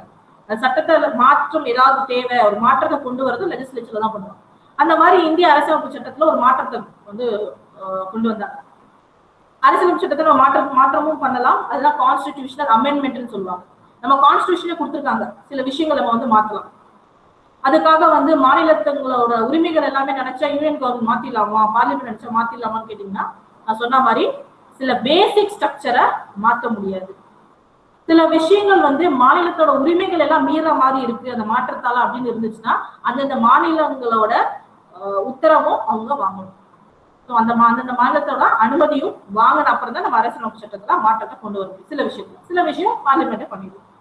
அந்த மாதிரி ஒரு மாற்றத்தை கொண்டு வந்தாங்க. என்னன்னு பாத்தீங்கன்னா நம்மளுக்கு ப்ராப்பர்ட்டி ரைட் இருக்கு இல்லையா, ஒரு சொத்து உரிமை. So as a citizen I have a right to own property. இந்த ரைட் டு ப்ராப்பர்ட்டி வந்து முதல்ல ஃபண்டமெண்டல் ரைட்டா இருந்தது, பார்ட் 3ல இருந்தது. ஆனா பார்லிமெண்ட் வந்து ஒரு அமெண்ட்மெண்ட் பண்ணி ஒரு திருத்தத்தை கொண்டு வந்து இத ஃபண்டமெண்டல் ரைட்ல இருந்து எடுத்துட்டு, அதாவது பார்ட் 3ல இருந்து எடுத்துட்டு பின்னாடி ஆர்டிகல் 300A போட்டாங்க. இது வந்து ஆர்டிகல் 19ல முதல்ல இருந்தது, ஆர்டிகல் 19ல எடுத்துட்டு ரிப்பீல் பண்ணிட்டு அதை எடுத்துட்டாங்க. அதாவது அடிப்படை உரிமையா இருந்ததை எடுத்துட்டு இப்ப வந்து இது ஒரு கான்ஸ்டிடியூஷனல் ரைட் தான். இது ஒரு எக்ஸாம்பிள், ஒரு change. So we were having the property right as a fundamental right, but now right to property is only a constitutional right. அதே மாதிரி முதல்ல சொன்ன மாதிரி இப்ப ஜம்மு அண்ட் காஷ்மீரை வந்து ஸ்டேட்டா இருந்ததை 2 யூனியன் பிரதேசமா மாத்திட்டாங்க. அப்படி பண்ண முடியுமான்னு கேட்டீங்கன்னா அரசியலமைப்பு சட்டத்துல கொடுத்துருக்காங்க. ஸோ 2 மாநிலத்தை சேர்க்கணுமா இல்ல எப்படி மாநிலத்தை பிரிக்கிறது, ஸோ இது எல்லாமே நம்ம அரசியலமைப்பு சட்டத்துக்கு உட்பட்டு தான் நம்ம பண்ண முடியும். அதே மாதிரி ஓட்டு உரிமை, இதுவும் பாத்தீங்கன்னா ஒரு கான்ஸ்டிடியூஷனல் ரைட். இந்த சுப்ரீம் கோர்ட் ஹை கோர்ட்ல நம்ம போய் கேஸ் போறோம் மேடம், அதுக்கு ஃபீஸ்ல நம்ம தான் கொடுக்கணும் மேடம், இல்ல ஃப்ரீயா மேடம்? என்ன கொடுக்கணும், ஃபீஸா? இல்ல கோரிக்கை எல்லாம் வைக்கிறோம் மேடம், கேஸ் போடுறோம் மேடம், அது ஃப்ரீயால காசு கட்டணும் மேடம்? ஃப்ரீயான்னு கேட்டீங்கன்னா எல்லாருமே அட்வொகேட் என்கேஜ் பண்ணணும். அட்வொகேட் என்கேஜ் பண்றது வந்து நீங்க அட்வொகேட்டுக்கு ஃபீஸ் கொடுக்கணும். இன்கேஸ் உங்களால முடியல, நீங்க வந்து பிலோ பாவர்ட்டி லைன்ல இருக்கீங்க அப்படின்னு சொன்னீங்கன்னா லீகல் சர்வீஸ் அத்தாரிட்டி ஆஃப் இந்தியான்னு ஒண்ணு இருக்கு. ஸோ அது நீங்க legal service authority of India நீங்க அப்ரோச் பண்ணீங்கன்னா உங்க சார்பா அவங்க வந்து ஒரு வழக்கறிஞர் வந்து நியமிச்சு கொடுப்பாங்க. அதுவே நீங்க கோர்ட்டுக்கு போறீங்கன்னா கோர்ட் ஃபீஸ் எல்லாமே கட்டணும். உங்களால கோர்ட் ஃபீஸ் கட்ட முடியல, நீங்க பிலோ பாவர்ட்டி லைன்ல இருக்கீங்க அப்படின்னு நீங்க ப்ரூவ் பண்ணீங்கன்னா கோர்ட் வந்து அந்த ஃபீஸ் நீங்க கட்ட வேணாம்னு சொல்லிட்டு தள்ளுபடி பண்ணுவாங்க.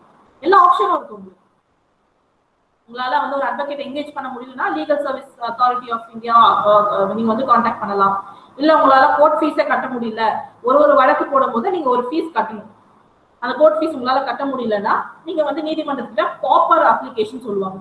ஸோ இந்த மாதிரி நான் பிலோ பாவர்ட்டி லைன்ல இருக்கேன், என்னால வந்து இந்த கோர்ட் ஃபீஸ் கட்ட முடியாது, அப்படின்னா கொஞ்சம் தள்ளுபடி பண்ணுங்க அப்படின்னு கேட்டீங்கன்னா அது ப்ரூஃப் நீங்க எல்லாமே காமிச்சீங்கன்னா நீங்க பண்றதுக்கு சான்ஸ். தோராயமா எவ்வளவு ஒரு கேஸ்க்கு அப்படி வந்து சொல்ல முடியும். யாருமே ஒரு வழக்க வந்து இந்த காலகட்டத்துக்குள்ள உங்களுக்கு வந்து தீர்ப்பு கிடைச்சிடும், இல்ல ஒரு கேஸ் நடத்துறதுக்கு இதுதான் தொகை அப்படின்னு யாராலும் எந்த அட்வொகேட்டாலையும் சொல்ல முடியாது. Okay madam. வாய்தா என்ன மேடம், அது ஓயாம அந்த படத்துல எல்லாம் சொல்றாங்கல்ல வாய்தா அப்படின்னு என்ன மேடம்? நான் சொல்றேன், நீங்க வந்து இந்த மாதிரி பிராக்டிகல் क्वेश्चंस வந்து எனக்கு லாஸ்ட்ல கேளுங்க, ஓகேவா? சோ இந்த டாபிக் ரிலேட்டட் ஏதாவது வந்ததுன்னா இப்ப கேட்டுருங்க.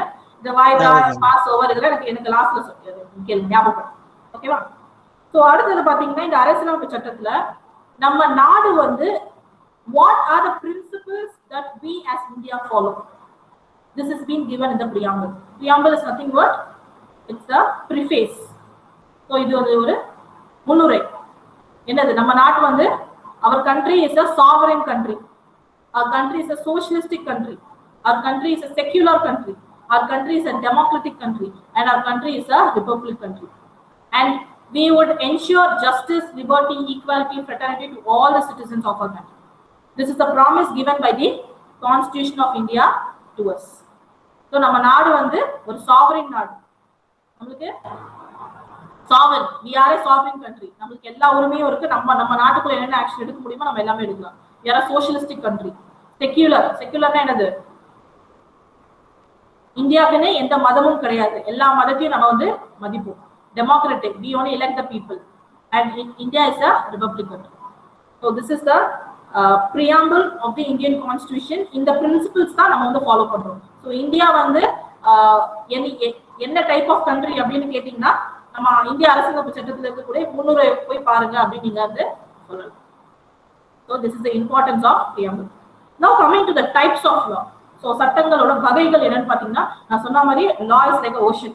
இது கடல் மாதிரி, நான் எல்லாத்தையும் எடுக்க முடியாது, அதனால கிளாசிஃபிகேஷன் ப்ராடா மட்டும் சொல்றேன். So as we all know, I personally divide the types of law into 5. So the first one we have already discussed, Indian Constitution. So முதலாவது அரசியலமைப்பு சட்டத்தை நம்ம பார்த்தாச்சு. ரெண்டாவது என்னன்னு பாத்தீங்கன்னா கிரிமினல் லாஸ், மூணாவது சிவில் லாஸ். ஸோ கிரிமினல் லாஸ்னா என்ன, சிவில் லாஸ்னா என்ன அப்படின்னு பாத்தீங்கன்னா நிறைய சட்டங்கள் இருக்கு கிரிமினல் லாஸ்க்குள்ள. மேஜர் லாஸ் மட்டும் என்னன்னு சொல்றேன். ஐபிசின்னு சொல்லுவாங்க, இந்திய தண்டனை சட்டம், இந்தியன் பீனல் கோட். அதே மாதிரி CrPC, criminal procedure code. IPC, CrPC அது மேஜர் கிரிமினல் லா. இது இல்லாம நிறைய குட்டி குட்டி லாஸ்ல இருக்கு, நிறைய மைனர் லெஜிஸ்லேஷன்ஸ் சொல்லுவாங்க. லெஜிஸ்லேஷன்ஸ்னா ஒன்றும் கிடையாது, லா தான். லா வந்து நம்ம லான்னு சொல்லலாம், லெஜிஸ்லேஷன் சொல்லலாம், ஸ்டாட்யூட்னு சொல்லலாம். இது எல்லாமே என்னது, லா தான் மீன் பண்றோம். இது எல்லாமே சேம் மீனிங் கொடுக்கக்கூடிய வேர்ட்ஸ் தான். அதே மாதிரி ஒரு ஆக்ட்ல இருக்கக்கூடிய ஒரு ப்ரொவிஷன் நீங்க எப்படி உச்சரிப்பீங்கன்னா செக்ஷன் சொல்லுவீங்க. அதே மாதிரி இந்திய அரசியலமைப்பு சட்டத்துல ஏதாவது இருக்குன்னா அதை நீங்க ஆர்டிகல்னு சொல்லுவீங்க. ஓகேவா? ஸோ கிரிமினல் லா, மேஜரா கிரிமினல் லா வந்து எப்படி எத்தனை வகைகள் நம்ம பிரிக்கலாம்னா ஐபிசி, சிஆர்பிசின்னு சொல்லலாம். ஒரு லால ரெண்டு ஆஸ்பெக்ட் இருக்கு. ஒன்னு வந்து சப்ஸ்டாண்டிவ் பார்ட்னு சொல்லுவாங்க, இன்னொன்னு ப்ரொசீஜரல் பார்ட்னு சொல்லுவாங்க. ஒரு சட்டத்தை நம்ம ரெண்டா பிரிக்கலாம். சப்ஸ்டாண்டிவ்னா அந்த அந்த சட்டத்துல வந்து சப்ஸ்டாண்டிவ் பார்ட்ல வந்து அந்த பகுதியில ஒருத்தரோட உரிமைகள் என்னென்ன, ஒருத்தர்களோட கடமைகள் என்னென்ன. The substantive law determines the rights and liabilities of the people. What are the rights and what are the liabilities? Rights and liabilities கொடுக்கக்கூடியது substantive law. Proceduralனா அந்த rights and liabilities எப்படி implement பண்றது, எப்படி செயல்படுத்துறது சொல்றது procedural law. ஓகேவா? So substantive law, procedural law. IPC பாத்தீங்கன்னா substantive law, Indian penal code வந்து substantive law. எப்படின்னு பாத்தீங்கன்னா இந்தியன் பீனல் கோட்ல தான் தெஃப்ட்னா என்ன. ஸோ இப்ப வீட்டுல வந்து யாராவது ஒருத்தர் வந்து உங்க பணத்தை திருடிட்டு போறாங்கன்னா அது தெஃப்ட். அந்த தெஃப்ட்டுக்கு சில எசென்ஷியல் எலிமெண்ட்ஸ் இருக்கு. இதெல்லாம் இருந்துச்சுன்னா அது தெஃப்ட், இதெல்லாம் இருந்துச்சுன்னா அது மர்டர், இந்த விஷயம்லாம் பண்ணீங்கன்னா அது டொமஸ்டிக் வயலன்ஸ், இதெல்லாம் பண்ணீங்கன்னா அது கூட்டுக்கொலை. இந்த மாதிரி என்னென்ன அஃபென்சஸ் இருக்கு, அந்த அஃபென்சஸ் எல்லாத்தையுமே நம்ம ஐபிசில பார்க்க முடியும். ஓகேவா? ஸோ இந்த இப்போ வந்து நீங்க வீடுக்கு வந்து அந்த வீட்டை தீய வச்சுட்டு பணத்தெல்லாம் எடுத்துட்டீங்க, அந்த வீட்டை தீய வச்சுட்டோம் நீங்க வந்துடுறீங்க அப்படின்னா இங்க வந்து என்னது, அந்த வீட்டையும் நீங்க வந்து ஸ்பாயில் பண்ணிருக்கீங்க, பணத்தை திருடி இருக்கீங்க, தெஃப்ட். ஸோ தெஃப்ட்டுக்கான எலிமெண்ட் எல்லாமே ஃபுல்ஃபில் ஆயிடுச்சு. தெஃப்ட் நான் என்னன்னு சொல்லிட்டு ஐபிசில கொடுத்துருக்காங்க. இந்த விஷயம் வந்து இது தெஃப்ட். நீங்க தெஃப்ட் பண்ணீங்கன்னா இந்த பனிஷ்மெண்ட் உங்களுக்கு இருக்கு. ஸோ உங்களுக்கு உங்களோட ரைட்ஸும் அதுல கொடுத்துருக்காங்க, லைபிலிட்டிஸ். யாருக்கு ரைட்ஸ், வீட்டோட ஓனருக்கு என்ன ரைட்ஸ், இந்த மாதிரி இந்த விஷயங்கள்லாம் இந்த நபர் பண்ணியிருக்காங்க. ஸோ இவர் வந்து தெஃப்ட் கமிட் பண்ணியிருக்காரு, இவர் தெஃப்ட் கமிட் பண்ணதுனால இந்த தண்டனை இவருக்கு இருக்கு. இது ஐபிசில கொடுக்குறாங்க. அந்த மாதிரி நிறைய அஃபென்சஸ் இருக்கு. மர்டர், வந்து டொமஸ்டிக் வயலன்ஸ், நம்ம ரோடு ஆக்சிடென்ட் பண்றோம் இல்லையா, நெக்லிஜென்ஸ், ஆக்சிடென்ட் பை நெக்லிஜென்ஸ், எல்லாமே அஃபென்ஸ் தான். இதெல்லாம் நடந்தா இந்த அஃபென்ஸ் நம்ம பேர் கொடுக்குறோம். அந்த கமிட் பண்ணா இதுக்கான பனிஷ்மெண்ட் சொல்றது ஐபிசி, சப்ஸ்டாண்டிவ் லா. இந்த வந்து இந்த தப்பு பண்ணியிருக்காங்க, இவங்களுக்கு பெயில் வேணும், இல்ல ஆன்டிசிபேட்டரி பெயில் வேணும், இல்லைன்னா ஒரு வந்து எஃப்ஐஆர் ஃபைல் பண்ணணும், ஒரு சார்ஜ் ஷீட் ஃபைல் பண்ணணும். இதுக்கான ப்ரொசீஜர் எல்லாம் எதுல கொடுத்துருப்பாங்கன்னு பாத்தீங்கன்னா ப்ரொசீஜரல் லால கொடுத்துருப்பாங்க. ஸோ கிரிமினல் ப்ரொசீஜர் கோட் வந்து ஒரு ப்ரொசீஜரல் லா. ஓகேவா? கிரிமினல் லா நிறைய லாஸ் இருக்கு கிரிமினல் லா கீழே. ஆனா ரெண்டு மேஜர் லா என்னன்னு பாத்தீங்கன்னா ஐபிசி, சிஆர்பிசி. ஐபிசி வந்து சப்ஸ்டாண்டிவ் லா, என்னென்ன அஃபென்ஸ் டிஃபைன் பண்ணுவாங்க, அந்த அஃபென்ஸ் பண்ணியிருந்தீங்க இந்த பனிஷ்மெண்ட் சொல்லுவாங்க, அவ்வளவுதான். சிஆர்பிசில தான் ப்ரொசீஜர், பெயில் எப்படி அப்ளை பண்ணணும், ஆன்டிசிபேட்டரி பெயில் எப்படி அப்ளை பண்ணணும், மேல்முறையீட்டுக்கு எப்படி போகணும், ஒரு எஃப்ஐஆர் வந்து எப்படி ஃபைல் பண்ணணும், சார்ஜ் ஷீட் வந்து இத்தனை நாளுக்குள்ள எப்படி வந்து போலீஸ் வந்து ஃபைல் பண்ணணும். இந்த ப்ரொசீஜர் எல்லாமே சிஆர்பிசில கொடுத்துருக்காங்க. ஓகேவா? அடுத்த கிளாசிபிகேஷன் ஆஃப் லாஸ் என்னன்னு பாத்தீங்கன்னா சிவில் லாஸ். நம்மளோட இந்த ஒப்பந்த சட்டம், ப்ராப்பர்ட்டி லா, சொத்து சம்பந்தப்பட்டது, மேரேஜ், பர்சனல் லாஸ், இது எல்லாமே சிவில் லாஸ் கீழே வந்து. நான் சொன்னது எல்லாமே மேஜர் மட்டும் தான் நான் சொல்றேன். சிவில் லாஸ்ல நிறைய இருக்கு. மேம் அவ்வளவுதான் சட்டங்கள் இருக்கா? Indian constitution, IPC, CrPC, contract, property law, personal laws அவ்வளவுதான் இருக்கான்னு கேட்டீங்கன்னா பிராடர் கிளாசிபிகேஷன். இதுக்குள்ள சின்ன சின்னதா நிறைய இருக்கு. ஸோ சிவில் லாஸ்ன்னு பார்த்தா ஜென்ரலா கான்ட்ராக்ட் லா இருக்கு, ப்ராப்பர்ட்டி லா இருக்கு, பர்சனல் லா. ஸோ இந்தியன் கான்ட்ராக்ட் ஆக்ட் 1872 அப்படின்னு ஒரு சட்டம் இருக்கு. ப்ராப்பர்ட்டி ஆக்ட் 1881 ஒன்று இருக்கு. ப்ராப்பர்ட்டி ஆக்ட்லயே இந்தியன் ஈஸ்ட்மெண்ட் ஆக்ட். இப்போ நான் வந்து இப்போ வீடு வந்து பாத்தீங்கன்னா ஃப்ரண்ட்ல ஒரு வீடு இருக்கு, பின்னாடி ஒரு வீடு இருக்குன்னு வச்சுக்கோங்க. ஃப்ரண்ட்ல நீங்க இருக்கீங்க, பின்னாடி நான் இருக்கேன். என் வீட்டுக்கு போகணும்னா நான் உங்க வீட்டு வழியா தான் போக முடியும். அந்த வழி இருக்கு இல்லையா, அந்த வழிக்கான உரிமை தான் ஈஸ்மெண்ட்ரி ரைட்னு சொல்லுவாங்க. இது எல்லாம் ப்ராப்பர்ட்டி லா கீழ வரும். Marriage law, Hindu marriage act, Indian divorce act. So marriage பார்த்தீங்கன்னா Hindus, Christian, Muslim, personal laws அது வரும். இது எல்லாமே civil laws. So Indian contract ஆக்ட்ல ஒரு ஒப்பந்தம்னா சில விஷயங்கள் அடிப்படை விஷயங்கள் இருக்கணும்.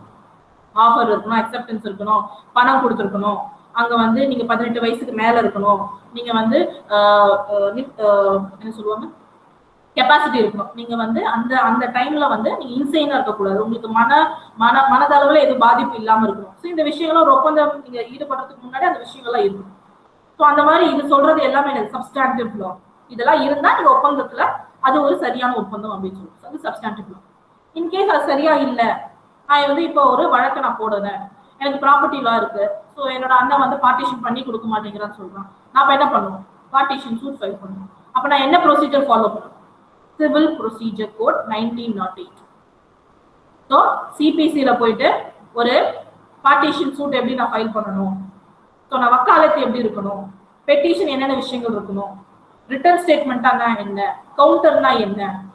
நீங்க சொன்ன மாதிரி எனக்கு வந்து இப்போ கோர்ட் ஃபீ கட்டுறதுக்கே என்கிட்ட பணம் கிடையாது, அப்போ அதுக்கு முன்னாடி நான் என்ன பண்ணணும், பாப்பர் அப்ளிகேஷன் ஒன்று இருக்கு, அதை நான் ஃபைல் பண்ணிட்டு நீதிமன்றத்துக்கிட்ட அனுமதி கேட்டுட்டு நான் பணம் கட்டாமையே நான் வந்து ஒரு கேஸை ஃபைல் பண்ணேன். இதுக்கான ப்ரொசீஜர் எல்லாமே எங்க கொடுத்துருக்காங்க, சிபிசியில கொடுத்துருக்காங்க. மேம் என்ன வித்தியாசம் அப்ப கிரிமினல் லா சிவில் லா அப்படின்னு கேட்டீங்கன்னா, கிரிமினல் லால பனிஷ்மெண்ட் கொடுப்பாங்க, சிறை தண்டனை இருக்கும், ஃபைன்ஸ் கொடுப்பாங்க. சிவில் லால பாத்தீங்கன்னா சிறை தண்டனை அதிகமான இடத்துல கிடையாது, காம்பன்சேஷன் மட்டும்தான், பணம் மட்டும்தான், ஃபைனு காம்பன்சேஷன் அது மட்டும் தான் வருமே தவிர சிறை தண்டனை கிடையாது. ஆனா எக்ஸப்ஷனல் கேசஸ்ல சில விஷயங்கள்ல சிறை தண்டனையும் இருக்கு. இப்ப ஒரு செக் கொடுக்குறேன், அந்த செக் டிஸ்ஆனர் ஆயிடுச்சு, பணம் இல்ல, பேங்க்ல பணம் இல்லாம நான் செக் கொடுத்தா செக் பவுன்ஸ் ஆயிடுச்சு, நான் செக் கொடுத்து நான் ஓடிட்டேன், அப்படின்னா அது என்னது, அது சிவில்லையும் நம்ம கொண்டு வரலாம், கிரிமினல்லையும் கொண்டு வரலாம், அது 2 ஆப்ஷன் இருக்கு. ஸோ அந்த மாதிரி சில எக்ஸப்ஷன்ஸ் இருக்கு. ப்ராடரா பாத்தீங்கன்னா கிரிமினல் லாஸ்க்கு என்ன ப்ரேயர் நம்ம கேட்போம், என்ன நம்மளுக்கு வந்து நம்ம ரிலீஃப் என்ன கேட்போம்னு பாத்தீங்கன்னா சிறை தண்டனை மோஸ்ட்லி இருக்கும், ஃபைன் இம்போஸ் பண்ணுவாங்க. சிவில்ல பாத்தீங்கன்னா சிறை தண்டனை இருக்காது, மோஸ்ட்லி காம்பன்சேஷன் தான். Next classification of law is common law. Common லானா என்ன அப்படின்னு கேட்டீங்கன்னா, it is nothing but judge made law. Judges also make law. Best example என்னன்னு பாத்தீங்கன்னா, ஒரு ஒரு வழக்கு வருது நீதிமன்றத்துக்கு, புதுசா இருக்கு, அதுக்கான எந்த சட்டமுமே இல்லை அப்படின்னா அப்ப நீதிபதி என்ன எந்த சட்டமே கிடையாது, நீங்க வராதீங்க போங்கன்னு சொல்லுவாங்களா? ஸோ நீதிமன்றத்தோட வேலை என்னது, நீதியை கொடுக்கறது. ஸோ அந்த நீதியை கொடுக்கறதுக்காக அவங்களும் சட்டத்தை சில சமயம் பண்ணுவாங்க, அவங்க சொல்றது அது சட்டமா மாறிடும். எக்ஸாம்பிள் பாத்தீங்கன்னா, sexual harassment of women at workplace prevention prohibition and redressal act 2013 ஒரு ஆக்ட் இருக்கு, 2013 இது ஒரு சட்டம் இருக்கு. இந்த சட்டம் பார்த்தா 2013 தான் வந்தது. ஆனா அதுக்கு முன்னாடி இந்த சட்டம் வரதுக்கு முக்கியமான காரணம் என்னன்னு பாத்தீங்கன்னா, Vishaka versus state of Rajasthan ஒரு வழக்குல இந்த பிரச்சனை வந்து நீதிமன்றத்தோட பார்வைக்கு வந்தது. அப்ப எந்த சட்டமுமே கிடையாது, நீதிமன்றமே சில கைட்லைன்ஸ் கொடுத்தாங்க, அந்த கைட்லைன்ஸே சட்டமா மாறிச்சு. அந்த கைட்லைன்ஸ் அடிப்படையா வச்சுதான் 2013 ஒரு சட்டத்தை கொண்டு வராங்க. ஸோ இது எல்லாமே ஜட்ஜ் மேட் லாஸ். ஸோ இந்த ஜட்ஜ் மேட் லாஸ் தான் இன்னொரு டைப் ஆஃப் லா. இது எங்கிருந்து ஃபேமஸ் ஆச்சுன்னா இங்கிலாந்துல இருந்து. ஸோ இங்கிலாந்துல ஜட்ஜ் மேட் லா வந்து காமன் லா வந்து judge made law it has come from England to our country. So this is another important aspect. Next comes the statutory laws. So statutory laws நான் முதல்ல சொன்ன மாதிரி அரசியலமைப்பு சட்டத்துல 7வது அட்டவணையில என்னென்ன டாபிக்ல எல்லாம் வந்து யூனியன் கவர்மெண்ட் லாஸ் வந்து மேக் பண்ணலாம், என்னென்ன டாபிக்ல ஸ்டேட் கவர்மெண்ட் பண்ணலாம், கன்கரண்ட் லிஸ்ட்ல 2 பேரும் பண்ணலாம் சொல்லி. ஸோ இப்போ நம்ம பார்த்தோம் இல்லையா, இந்த IPC, CrPC, contract act, property act, Indian divorce act, இது எல்லாமே கவர்மெண்ட் ஃபார்ம் பண்ணதுதான். சில ஆக்ட் சென்ட்ரல் கவர்மெண்ட் பார்லிமெண்ட் பண்ணுவாங்க, சிலது ஸ்டேட் கவர்மெண்ட் பண்ணுவாங்க. லோக்கல் கவர்மெண்ட் என்னது, பஞ்சாயத்து முனிசிபாலிட்டி இருக்காங்க இல்லையா, அவங்களும் சட்டத்தை வந்து கொண்டு வருவாங்க. அவங்களுக்கும் அந்த அதிகாரங்கள் இருக்கு. ஸோ ஸ்டாட்யூட்டரி லாஸ், இந்த லாஸை நம்ம வந்து பிரிக்கலாம். எந்த அரசாங்கம் எந்த அளவில் அந்த சட்டத்தை கொண்டு வராங்களோ அதை அடிப்படையை வச்சு நம்ம சட்டத்தை பிரிக்கலாம். So these are the different types of law. And now I wanted to highlight about the judicial structure. So நம்ம judicial structure எப்படி இருக்கு அப்படின்னு பாத்தீங்கன்னா, ஹையஸ்ட் கோர்ட் இருக்கிறதுலே டாப்ல இருக்கக்கூடிய கோர்ட் என்னன்னு பாத்தீங்கன்னா உச்ச நீதிமன்றம், சுப்ரீம் கோர்ட். சுப்ரீம் கோர்ட்டுக்கு கீழே என்ன இருக்குன்னு பாத்தீங்கன்னா ஹைகோர்ட். ஹைகோர்ட்டுக்கு கீழே சப்பார்டினேட் கோர்ட் இல்லைன்னா லோயர் ஜுடிஷியரின்னு சொல்லுவோம். ஸோ லோயஸ்டா இருக்கிறது சப்பார்டினேட் கோர்ட், இன்னொரு பேர் என்ன லோயர் ஜுடிஷியரின்னு சொல்லுவோம். அதுக்கு மேல ஹைகோர்ட், ஹைகோர்ட்டுக்கு மேல சுப்ரீம் கோர்ட். இப்படிதான் நீங்க வந்து மேல்முறையீட்டுக்கு போவீங்க, அப்பீல்ல போவீங்க. சுப்ரீம் கோர்ட் வந்து எங்க இருக்கு? எத்தனை சுப்ரீம் கோர்ட் இருக்கு நம்மளுக்கு? நியூ டெல்லி ஒண்ணே இருக்கு மேடம். நியூ டெல்லியில தான் சுப்ரீம் கோர்ட் இருக்கு. நம்ம இந்தியால ஒரு சுப்ரீம் கோர்ட் இருக்கு. எத்தனை ஹை கோர்ட் இருக்குன்னு தெரியுமா? ஹை கோர்ட் வந்து 14 நினைக்கிறேன் மேடம். சோ எல்லாமே நம்ம நினைச்சிருப்போம் ஒரு மாநிலத்துக்கு ஒரு ஹைகோர்ட்னு சொல்லிட்டு, அப்படி கிடையாது. சோ மொத்த நம்பர் ஆஃப் எத்தனை ஹைகோர்ட்ஸ் இப்ப இந்தியால இருக்குன்னு பாத்தீங்கன்னா 25 ஹைகோர்ட் இருக்கு. இப்ப சுப்ரீம் கோர்ட் ஹைகோர்ட் எடுக்கும்போது நான் சொல்றேன், ஓகேவா? சோ மேல டாப்ல இருக்க சுப்ரீம் கோர்ட், அதுக்கு கீழே ஹைகோர்ட், அதுக்கு கீழே சப்பார்டினேட் கோர்ட். இந்த சப்பார்டினேட் கோர்ட்ஸை வந்து நம்ம பிரிக்கலாம் எப்படின்னு பாத்தீங்கன்னா, மெட்ரோபாலிட்டன் சிட்டிஸ்ல, அதாவது அர்பன் ஏரியால, அதே மாதிரி ரூரல் ஏரியா, ஓகேவா? அர்பன் ரூரல் நம்ம பிரிக்கலாம். ஃபர்ஸ்ட் அர்பன் ஏரியா பார்க்கலாம். ஸோ அர்பன் ஏரியான்னு பாத்தீங்கன்னா சிவில் கிரிமினல் தனித்தனியா இருக்கு. ஹைகோர்ட் பாத்தீங்கன்னா சிவிலும் கேட்கும் கிரிமினல் கேட்கும், சுப்ரீம் கோர்ட் சிவிலும் கேட்கும் கிரிமினல் கேட்கும். ஆனா சப்பார்டினேட் கோர்ட் லோவர் கோர்ட்ல பாத்தீங்கன்னா பிரிக்கிறாங்க. சிவில் கோர்ட்ல இருக்கிறதுல கீழ் கோர்ட் என்னன்னு பாத்தீங்கன்னா, நான் சொல்றது அர்பன்ல ஸ்மால் காசஸ் கோர்ட்னு சொல்லுவாங்க. நீங்க இங்க வந்து சென்னையில மெட்ராஸ் ஹைகோர்ட் இருக்கு. மெட்ராஸ் ஹைகோர்ட் கேம்பஸ்ல ஸ்மால் காசஸ் கோர்ட்னு இருக்கு. அதுதான் இருக்கிறதுல லோயர் கோர்ட். அதுக்கு மேல என்ன இருக்குன்னு பாத்தீங்கன்னா சிட்டி சிவில் கோர்ட்னு சொல்லுவாங்க. சிட்டி சிவில் கோர்ட்டுக்கு மேல உங்களுக்கு போனோம்னா நீங்க ஹைகோர்ட் தான் போகணும். இதுதான் அர்பன் ஏரியால சிவில் கோர்ட்டோட ஹைரார்கி. நம்ம கிரிமினல் கோர்ட்டோட ஹைரார்கி அர்பன் ஏரியால என்னன்னு பாத்தீங்கன்னா, கீழே இருக்கக்கூடியது மெட்ரோபாலிட்டன் மேஜிஸ்ட்ரேட் கோர்ட், அதுக்கு மேல சீஃப் மெட்ரோபாலிட்டன் கோர்ட், அதுக்கு மேல செஷன்ஸ் ஜட்ஜ், அதுக்கப்புறம் நீங்க ஹைகோர்ட் போகணும். இதுதான் சிவில்.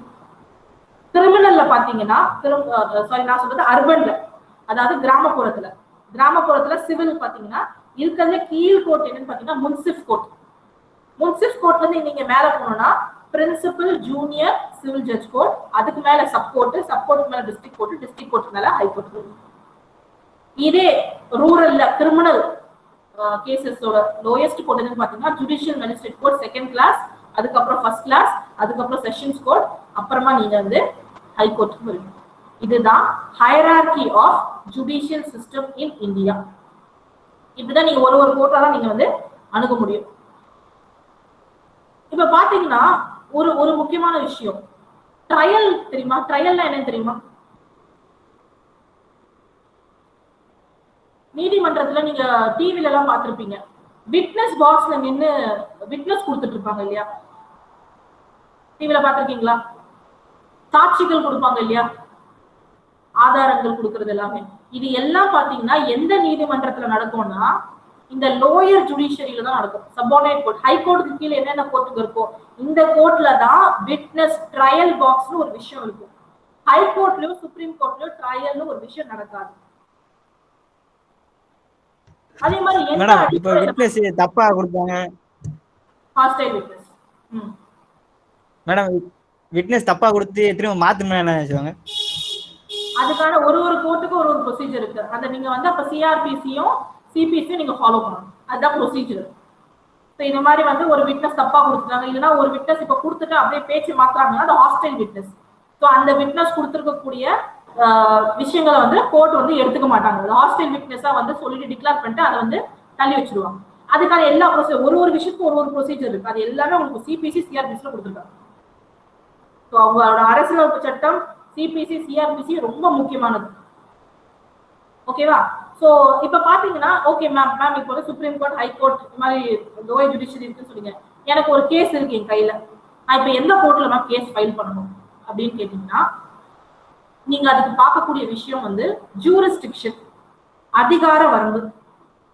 உங்க கையில இருக்கக்கூடிய வழக்குக்கு எந்த நீதிமன்றத்துக்கு அதிகார வரம்பு இருக்குன்னு நீங்க பார்க்கணும். அந்த நீதிமன்றத்துல தான் நீங்க ஒரு வழக்கை தொடங்க முடியும். வேற ஏதாவது நீதிமன்றத்துல மாத்தி தொடங்குனீங்கன்னா உங்க கேஸ டிஸ்மிஸ் பண்ணிடுவாங்க, தள்ளுபடி பண்ணிடுவாங்க. எப்படி கண்டுபிடிக்கணும் அதிகார வரம்பு பாத்தீங்கன்னா 2 விஷயம் இருக்கு. ஜூரிஸ்டிக்ஷன்ல 2 விஷயம் இருக்கு. டெரிட்டோரியல் ஜூரிஸ்டிக்ஷன், பெக்யூனரி ஜூரிஸ்டிக்ஷன் சொல்லுவாங்க. டெரிட்டோரியல் ஜூரிஸ்டிக்ஷன் ஃபார் எக்ஸாம்பிள் நான் வந்து இப்ப அர்பன் எடுத்துக்கிறேன், மெட்ரோபாலிட்டன் இது எடுத்துக்கிறேன். ஸோ இப்போ எனக்கு வந்து ஒரு சொத்து இருக்கு, அந்த சொத்து வந்து சென்ட்ரல் பக்கத்துல இருக்குன்னு வச்சுக்கோங்க, சென்னை சென்ட்ரல் பக்கத்துல இருக்கு. ஸோ இப்போ சென்ட்ரல்ல இருக்குன்னா நான் வந்து எந்த கோர்ட்ல நான் வந்து அப்ரோச் பண்ணணும்? சென்னையில இருக்கக்கூடிய கோர்ட் தான். என் சொத்தை நான் சென்ட்ரல் பக்கத்துல வச்சுட்டு நான் வந்து கோயம்புத்தூர்ல இருக்கக்கூடிய கோர்ட்ல நான் கேஸ் ஃபைல் பண்ண முடியாது. டெரிட்டரி, என் சொத்து எங்க இருக்கோ அந்த சொத்துக்கு சுத்தி அந்த சொத்து எந்த கோர்ட்டோட அதிகார வரம்புல வருதோ அந்த நீதிமன்றத்துக்கு தான் நான் கேஸ் ஃபைல் பண்ணுவேன். ஓகே, எனக்கு இப்ப தெரிஞ்சிருச்சு. அப்ப நான் வந்து மற்ற டிஸ்ட்ரிக்ட் எல்லாத்தையும் விட்டுட்டு சென்னை டிஸ்ட்ரிக்ட்ல நான் இப்ப கன்ஃபைன் பண்ணிட்டேன். இது வந்து என்னது? Territory.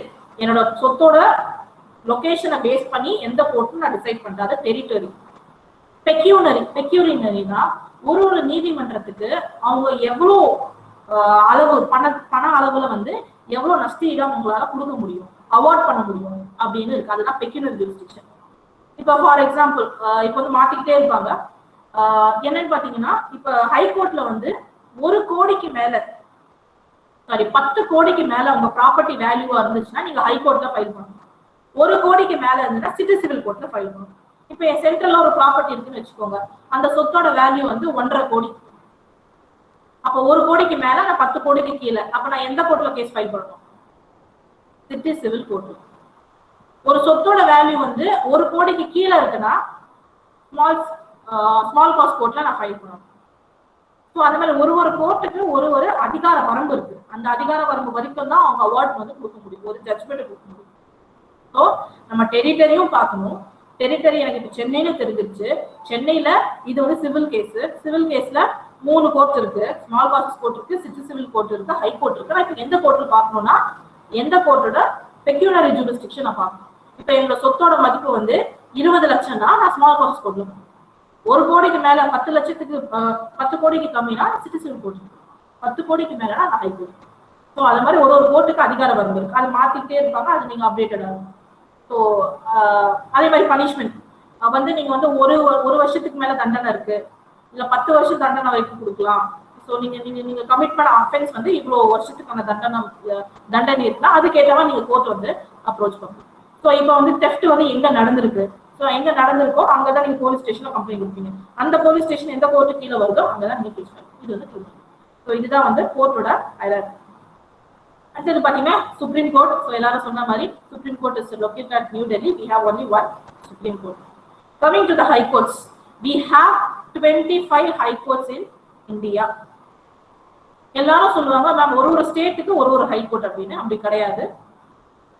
For example Punjab and ஹரியானாக்கு பாத்தீங்கன்னா சேர்த்து ஒரே ஹை கோர்ட் தான். நம்ம தமிழ்நாட்டுல எத்தனை ஹை கோர்ட் இருக்கு மேம்? சென்னையில இருக்கு மேம். நமக்கு வந்து புதுச்சேரிக்கும் தமிழ்நாட்டுக்கும் பார் கவுன்சில் சொல்லுவாங்கல்ல, சென்னைக்கும் புதுச்சேரிக்கும் பார் கவுன்சில் வந்து ரெகுலேட்டிங் அத்தாரிட்டி. அதை விட்டுருங்க, நான் கேக்குறது அதுல தமிழ்நாட்டுக்கும் புதுச்சேரிக்கும் உயர் நீதிமன்றம் எத்தனை இருக்கு தமிழ்நாட்டுல? ஒண்ணு இருக்கு மேம். மதுரையில வந்து கிளை இருக்கு மேடம். ஸோ ஹைகோர்ட்னு பாத்தீங்கன்னா நிறைய பேர் என்ன சொல்லுவாங்க, தமிழ்நாட்டுல 2 ஹைகோர்ட் இருக்குன்னு சொல்லுவாங்க. எங்கன்னு கேட்டா சென்னையில 1 இருக்கு, மதுரையில 1 இருக்குன்னு சொல்லுவாங்க. மதுரையில இருக்கக்கூடியது கிளை, பெஞ்ச். ஸோ மாநிலத்துல ஒரு ஹைகோர்ட் தான் இருக்கும். சில மாநிலத்துல 2 மாநிலத்துக்கு சேர்த்து ஒரு ஹைகோர்ட் இருக்கும். எக்ஸாம்பிள் பஞ்சாப் அண்ட் ஹரியானா பார்த்தீங்கன்னா ஒரே ஒரு ஹைகோர்ட் தான். சில மாநிலத்துல கிளைகள் இருக்கும். இப்ப நம்மளுக்கு எப்படி மதுரை கிளை இருக்கோ, கர்நாடகால பாத்தீங்கன்னா அங்க 3 கிளை இருக்கும். அது மாதிரி கிளை வந்து இப்ப கர்நாடகால இருக்குன்னா அந்த கிளை கர்நாடகா இருக்கணும்னு அவசியம் கிடையாது. கல்கட்டா எடுத்துக்கோங்களேன். கல்கட்டா ஹைகோர்ட் இருக்கு வெஸ்ட் பெங்கால்ல. ஆனா கல்கட்டா ஹைகோர்ட்டோட கிளை எங்க இருக்குன்னு பாத்தீங்கன்னா அந்தமான் அண்ட் நிக்கோபார்ல இருக்கு. ஸோ அந்த மாதிரி ஹைகோர்ட்ஸ் மொத்தம் எத்தனை பாத்தீங்கன்னா 25. லேட்டஸ்டா கிரியேட் பண்ண ஹைகோர்ட் என்னன்னு பாத்தீங்கன்னா தெலுங்கானா ஹைகோர்ட். ஸோ தெலுங்கானா பிடிச்சப்பா தெலுங்கானாக்கு தனி high court. So this is regarding the number of high courts. So நான் சொன்ன மாதிரி இப்படிதான் வந்து நம்ம கோர்ட்ல பார்க்குற மாதிரி டிவியில பாக்குற மாதிரி எல்லாம் வந்து ரொம்ப ஐசோலேட்டடா இருக்கிறது ஒருத்தர் அப்படிலாம் இருக்காது. ஸோ ரொம்ப க்ரௌடடா தான் இருக்கும். ஸோ ப்ராக்டிக்கலா நீங்க வந்து கோர்ட் லொகேஷன் பாக்குறதுக்கும் நீங்க டிவியில பார்த்துருந்து நீங்க ஒரு இமேஜினேஷன் வச்சிருந்தது எல்லாமே கம்ப்ளீட்டா டிஃப்ரெண்டா இருக்கும். அதே மாதிரி கோர்ட்ஸ் நான் சொன்ன மாதிரி supreme court, high court, lower court இல்லாம there is another one type called as the tribunal. ட்ரிபியூனல்ஸ்னு சொல்லுவாங்க. இன்கம் டேக்ஸ் ட்ரிபியூனல், அதே மாதிரி கன்சியூமர் ஃபோரம், அதே மாதிரி national human rights commission, national company law tribunal. So tribunal பார்த்தீங்கன்னா அவங்க நீதிமன்றம் மாதிரி, நீதிமன்றம் கிடையாது, நீதிமன்றம் மாதிரி, அவங்க குவாசி ஜுடிஷியல் சொல்லுவோம். ஸோ இது ஃபுல்லாக ஜுடிஷியல், அவங்க வந்து குவாசி ஜுடிஷியல் மாதிரி, அந்த மாதிரி. ஸோ குவாசி அவங்களும் என்னன்னா நீதிமன்றம் பண்ணக்கூடிய எல்லா வேலையும் அவங்களும் பண்ணுவாங்க. ஆனா இங்க நீதிமன்றங்கள் வந்து அதாவது supreme court, high court, lower court எல்லாமே சிபிசி, சிஆர்பிசி ஃபாலோ பண்ணும். ஆனா ட்ரைபுனல்ஸ் வந்து சிபிசி, சிஆர்பிசி ஃபாலோ பண்ண தேவையில்லை. சிபிசி, சிஆர்பிசில சொல்லிருக்கூடிய விஷயங்கள்லாம் கொஞ்சம் டைம் ஆகும், எல்லாமே கொஞ்சம் லென்த்தியா இருக்கும். ஒரு ஒரு ஒரு காமன் வேற என்னால புரிஞ்சுக்க முடியாது, நான் ஒரு அட்வொகேட் தான் என்கேஜ் பண்ணுவேன். ஆனா ட்ரைபுனல்ஸ் வந்து அதிவேகமா வந்து ஒரு ஒரு தீர்வை கொடுக்கணும், ஒரு ஸ்பீடி ரெமெடி கொடுக்கணும் அப்படின்னு சொல்லியிருக்காங்க. ஸோ அதனால அவங்க என்ன, அவங்க சிபிசி, சிஆர்பிசி ஃபாலோ பண்ண அவசியம் கிடையாது. அவங்க பிரின்சிபிள்ஸ் ஆஃப் நேச்சுரல் ஜஸ்டிஸ்னு ஒன்று இருக்கு. அதாவது ரெண்டு தரப்புனா கேட்கணும். ஒரு ஜட்ஜு வந்து ஒரு பார்ட்டிக்கு சொந்தக்காரங்களா இருந்தாங்கன்னா அப்ப அந்த கேஸை வந்து கேட்கக்கூடாது. அதே மாதிரி ஒரு ஒரு இப்ப வாதி பிரதிவாதி இருக்காங்க, ஒரு தரப்புல ஜட்ஜ்மெண்ட் கொடுக்குறாங்கன்னா எதுக்கு அந்த நபருக்கு சாதகமா ஜட்ஜ்மெண்ட் கொடுக்குறாங்கன்னா காரணத்தை எழுதணும். ஸோ இது எல்லாமே சில பிரின்சிபிள்ஸ் ஆஃப் நேச்சுரல் ஜஸ்டிஸ்ன்னு சொல்லுவாங்க. ஸோ ட்ரைபுனல்ஸ் எல்லாமே வந்து சிபிசி, சிஆர்பிசி ஃபாலோ பண்ண அவசியம் கிடையாது. ஆனா அவங்க principles of natural justice follow பண்ணணும். அது மாதிரி நீங்க எவிடன்ஸ் விட்னஸ்லாம் சொன்னீங்க இல்லையா, விட்னஸ் மாறினாங்கன்னா என்ன பண்ணுவாங்கன்னு. ஸோ அப்போ வந்து இந்தியன் எவிடன்ஸ் ஆக்ட்னு ஒன்று இருக்கு, 1872. ஸோ சிவில் கேஸ்லயும் அது ஃபாலோ ஆகும், கிரிமினல் கேஸ்லயும் அது ஃபாலோ ஆகும். ஸோ அந்த மாதிரி சட்டங்கள் எல்லாமே இருக்கு. ஸோ இது பாத்தீங்கன்னா நான் சொன்ன மாதிரி 25 ஹை கோர்ட்ஸும் ஃபர்ஸ்ட்ல இருக்கக்கூடிய சுப்ரீம் கோர்ட், இதுதான் நம்ம நம்ம நம்ம நாட்டில் இருக்கக்கூடிய உச்ச நீதிமன்றம், உயர் நீதிமன்றங்களோட பெயர்கள். இதுல பாத்தீங்கன்னா இப்ப சுப்ரீம் கோர்ட்ல வந்து இது இந்த டேட்டா வந்து 1 இயர் பழசு. If I am not wrong, this data belongs taken in June 2020. கரெக்டா ஒரு வருஷத்துக்கு முன்னாடி எடுத்த டேட்டா இது. ஸோ அப்ப வந்து பாத்தீங்கன்னா ஒரு நீதிமன்றத்துல எத்தனை வந்து ஜட்ஜஸ் இருக்காங்க, சாங்ஷன் ஸ்ட்ரென்த் அப்படின்னு. இப்ப வந்து அலகாபாத் ஹைகோர்ட்ல வந்து 160 ஜட்ஜஸ் வரைக்கும் நியமிக்கலாம் அப்படின்னு சொல்லிட்டு உத்தரவு இருக்கு. ஆனா எத்தனை நீதிபதிகள் அங்க இருக்காங்கன்னு பாத்தீங்கன்னா 103. ஸோ அந்த மாதிரி வந்து எண்ணிக்கை எல்லாமே நீங்க பார்க்க முடியும். ஸோ எத்தனை நீதிபதிகள் இருக்கலாம், எத்தனை நீதிபதிகள் ஆக்சுவலா அங்க இருக்காங்க. இதுல எத்தனை பேர் வந்து பெண்கள், பெண் நீதிபதிகள் எத்தனை பேர் அப்படின்னு நீங்க பாத்தீங்கன்னா பாருங்க நம்ம டேட்டா. ஸோ நிறைய ஜட்ஜஸ் நம்மளுக்கு தேவை. ஸோ அதனாலதான் நிறைய கேசஸ் எல்லாமே பெண்டிங்கா இருக்கு. 10% தான் பெண்கள் இருக்காங்க. இப்ப கொஞ்சம் டேட்டா மாறி இருக்கு, கொஞ்சம் பெண்கள் வந்து உச்ச நீதிமன்றத்துல இருக்காங்க. ஆனா அவ்வளவு அதிகம் கிடையாது. ஆனா பாத்தீங்கன்னா 10-15% மட்டும்தான் பெண்கள். இதுல ஜம்மு அண்ட் காஷ்மீர் ஹைகோர்ட் மட்டும் ஹைலைட் பண்ணிருக்கேன். ஏன்னா அந்த நீதிமன்றத்துல மட்டும்தான் பெண் நீதிபதி வந்து சீஃப் ஜஸ்டிஸா இருக்காங்க. நம்ம எப்படி சொல்றோம், எக்ஸிக்யூட்டிவ் ஹெட் யாரு, பிரசிடென்ட், பிரைம் மினிஸ்டர் ஹெட். அந்த மாதிரி வந்து ஜுடிஷியரிக்கு ஹெட் யாருன்னு பாத்தீங்கன்னா chief justice of India. Supreme கோர்ட்டோட head chief justice of India. அந்தந்த கோர்ட்டுக்கு சீஃப் ஜஸ்டிஸ் ஆஃப் கன்சர்ன் கோர்ட்டுன்னு இருப்பாங்க. 26 கோர்ட்ல ஒரே கோர்ட்ல தான் பெண் நீதிபதி வந்து ஹெட்டா இருக்காங்க. ஸோ இது ஒரு சின்ன ஸ்டாட்டிஸ்டிக்ஸ் நான் கொடுக்கணும்னு நினைச்சேன். ஸோ இதுதான் வந்து சட்டம்னா என்ன, ஒரு சிட்டிசனா there is a mandate on your part to know about law.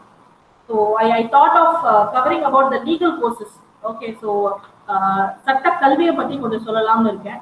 So legal courses பாத்தீங்கன்னா நம்ம இந்தியால நிறைய காலேஜஸ் எல்லாருக்கும் தெரியும், லா காலேஜ் இருக்கு. நிறைய பேருக்கு தெரியாது ஸ்கூல் ஆஃப் எக்ஸலன்ஸ் இன் லான்னு ஒன்று இருக்கு, லா யூனிவர்சிட்டி அட்டாச்சா. பிரைவேட் லா ஸ்கூல்ஸ்லாம் நிறைய வந்துருச்சு. அதே மாதிரி நேஷனல் லா ஸ்கூல்ஸ்னு இருக்கு. ஸோ டாப் ஹைரார்கி அப்படின்னு பாத்தீங்கன்னா நேஷனல் லா ஸ்கூல், அது நம்ம திருச்சியில இருக்கு. ஸோ ஒரு ஸ்டேட்லயும் வந்து பெங்களூர்ல இருக்கு, ஹைதராபாத்ல இருக்கு, டெல்லியில இருக்கு, கல்கட்டால இருக்கு, அந்த நிறைய இடத்துல இருக்கு. நம்ம தமிழ்நாட்டுல பாத்தீங்கன்னா திருச்சியில இருக்கு. அதுக்கு கீழே என்னன்னு பாத்தீங்கன்னா ஸ்கூல் ஆஃப் எக்ஸலன்ஸ் அடுத்த கிரேட், ஒரு கிரேட்ல இருக்கு. அதுக்கப்புறம் பாத்தீங்கன்னா ட்ரெடிஷனலா நம்ம ஆரம்பிக்கப்பட்ட அரசு சட்ட கல்லூரிகள் இருக்கு. மொத்தம் 14 அரசு சட்ட கல்லூரிகள் இருக்கு. ஸோ இந்த நேஷனல் லா ஸ்கூல் எல்லாம் எல்லா ஸ்டேட்லயும் கிரியேட் பண்ணிட்டாங்க. அந்த மாதிரி நம்ம ஒன்று கிரியேட் பண்ணணும்னு சொல்லிட்டு ஃபர்ஸ்ட் கொண்டு வந்ததுதான் ஸ்கூல் ஆஃப் எக்ஸலன்ஸ் லா. ஆனா அதுக்கப்புறமா தான் நம்ம நேஷனல் லா ஸ்கூல் வந்து கொண்டு வந்தோம். இது இல்லாம நிறைய பிரைவேட் இன்ஸ்டிடியூஷன்ஸ் எல்லாமே வந்துருச்சு. மேம் எப்படி மேம் எனக்கு லா கோர்ஸ்ல வந்து நான் போய் அட்மிஷன் வாங்குறது அப்படின்னு கேட்டீங்கன்னா, சில லால பாத்தீங்கன்னா என்ட்ரன்ஸ் எக்ஸாம் இருக்கு. இப்போ நேஷனல் லா ஸ்கூல்லாம் போய் சேரணும் மேம் என்ன பண்ணணும்னு கேட்டீங்கன்னா கிளாட் எக்ஸாம்னு ஒன்று இருக்கு, காமன் லா அட்மிஷன் டெஸ்ட். அது நீங்க வந்து கிளியர் பண்ணணும். மோஸ்ட்லி இப்போ லா காலேஜ், சோயல், கவர்மெண்ட் லா காலேஜ், சோயல் அதெல்லாம் பார்த்தீங்கன்னா எதை அடிப்படையில் வச்சுட்டு உங்களுக்கு வந்து அட்மிஷன் கொடுக்குறாங்கன்னா உங்களோட +2 மார்க். லா டிகிரி வந்து 2 இருக்கு. 5 இயர்ஸ் கோர்ஸ்னு ஒன்று இருக்கு, அதாவது +2 முடிச்சுட்டு நீங்க டைரக்டா வந்து படிக்கலாம். இன்னொரு வந்து 3 இயர்ஸ் கோர்ஸ். நீங்க வந்து யூஜி முடிச்சுட்டு, இப்போ நிறைய இன்ஜினியர்ஸ் வந்து ப்ரிஃபர் பண்றதுன்னா 3 இயர்ஸ் கோர்ஸ். ஸோ எங்களோட லா காலேஜ்ல பார்த்தீங்கன்னா 3 இயர்ஸ் கோர்ஸ்ல யார் நிறைய இருக்காங்கன்னா இன்ஜினியரிங் ஸ்டூடெண்ட்ஸ் தான் இருக்காங்க. ஸோ உங்களோட யூஜியில நீங்க வாங்கின மார்க் அடிப்படையா வச்சு உங்களுக்கு வந்து அட்மிஷன்ஸ் கொடுப்பாங்க. ஸோ உங்க டிகிரி பேர் என்னவா இருக்கும்னு பார்த்தீங்கன்னா 5 இயர்ஸ் கோர்ஸ் படிச்சீங்கன்னா பிஏ, முதல்ல பிஎல் இருந்தது, பேச்சுலர் ஆஃப் லான்னு இருந்தது. இப்போ அதை மாத்திட்டு எல்எல்பின்னு வச்சிருக்காங்க. எல்எல்பினா லெக்ஸ் லீகம் பெக்காலரஸ், இது ஒரு லாட்டின் வார்த்தை. So BA LLB, BCom LLB, BC LLB, BSc LLB, இந்த மாதிரி நிறைய கோர்சஸ் வந்துருச்சு. அதே மாதிரி ஓகே மேம் நான் யூஜி முடிச்சிட்டேன், யூஜிக்கு அப்புறமா நான் என்ன பண்ணணும் அப்படின்னு கேட்டீங்கன்னா எம்எல்னு முதல்ல சொல்லிட்டு இருந்தாங்க, மாஸ்டர் ஆஃப் லான்னு. இப்போ அதை மாத்திட்டு எல்எல்எம்னு வச்சிருக்காங்க. ஸோ எல்எல்எம்னா லெக்ஸ் லீகம் மெஜிஸ்டர். ஸோ யூஜி, பிஜி, இதுக்கப்புறம் என்னன்னு பார்த்தீங்கன்னா பிஹெச்டி. ஸோ எம்ஃபில் கிடையாது இந்த லால. ஸோ பிஹெச்டி அது வந்து கம்ப்ளீட்டாக டிஃப்ரெண்டாக இருக்கும். மேம் நான் டிஸ்டன்ஸ் எஜுகேஷனில் பண்ண முடியுமா லா அப்படின்னு கேட்டிங்கன்னா, டிஸ்டன்ஸ் எஜுகேஷன் இந்தியாவில் எந்த யூனிவர்சிட்டிலுமே யூஜி டிகிரி கிடையாது. நீங்கள் எல்எல்எம் பண்ணலாம், ஆனால் யூஜி லா டிகிரி டிஸ்டன்ஸில் பண்ண முடியாது. பிஜி வேணால் நீங்கள் டிஸ்டன்ஸில் பண்ணலாம். அது மாதிரி பிஜி டிப்ளமா கோர்சஸ்ன்னு நிறைய இருக்குது லால, ஸ்பெசிஃபிக்காக criminal law, property law, business law, அந்த மாதிரி சொல்லிட்டு டிப்ளமா பண்ணலாம். ஸோ இதுதான் லீகல் கோர்சஸ் நம்ம இந்தியாவில் என்னென்ன இருக்குன்னு சொல்கிறதுக்கு. ஸோ ஃபியூ டெர்மினாலஜிஸ் சொல்லணும்னு ஆசைப்பட்டேன்.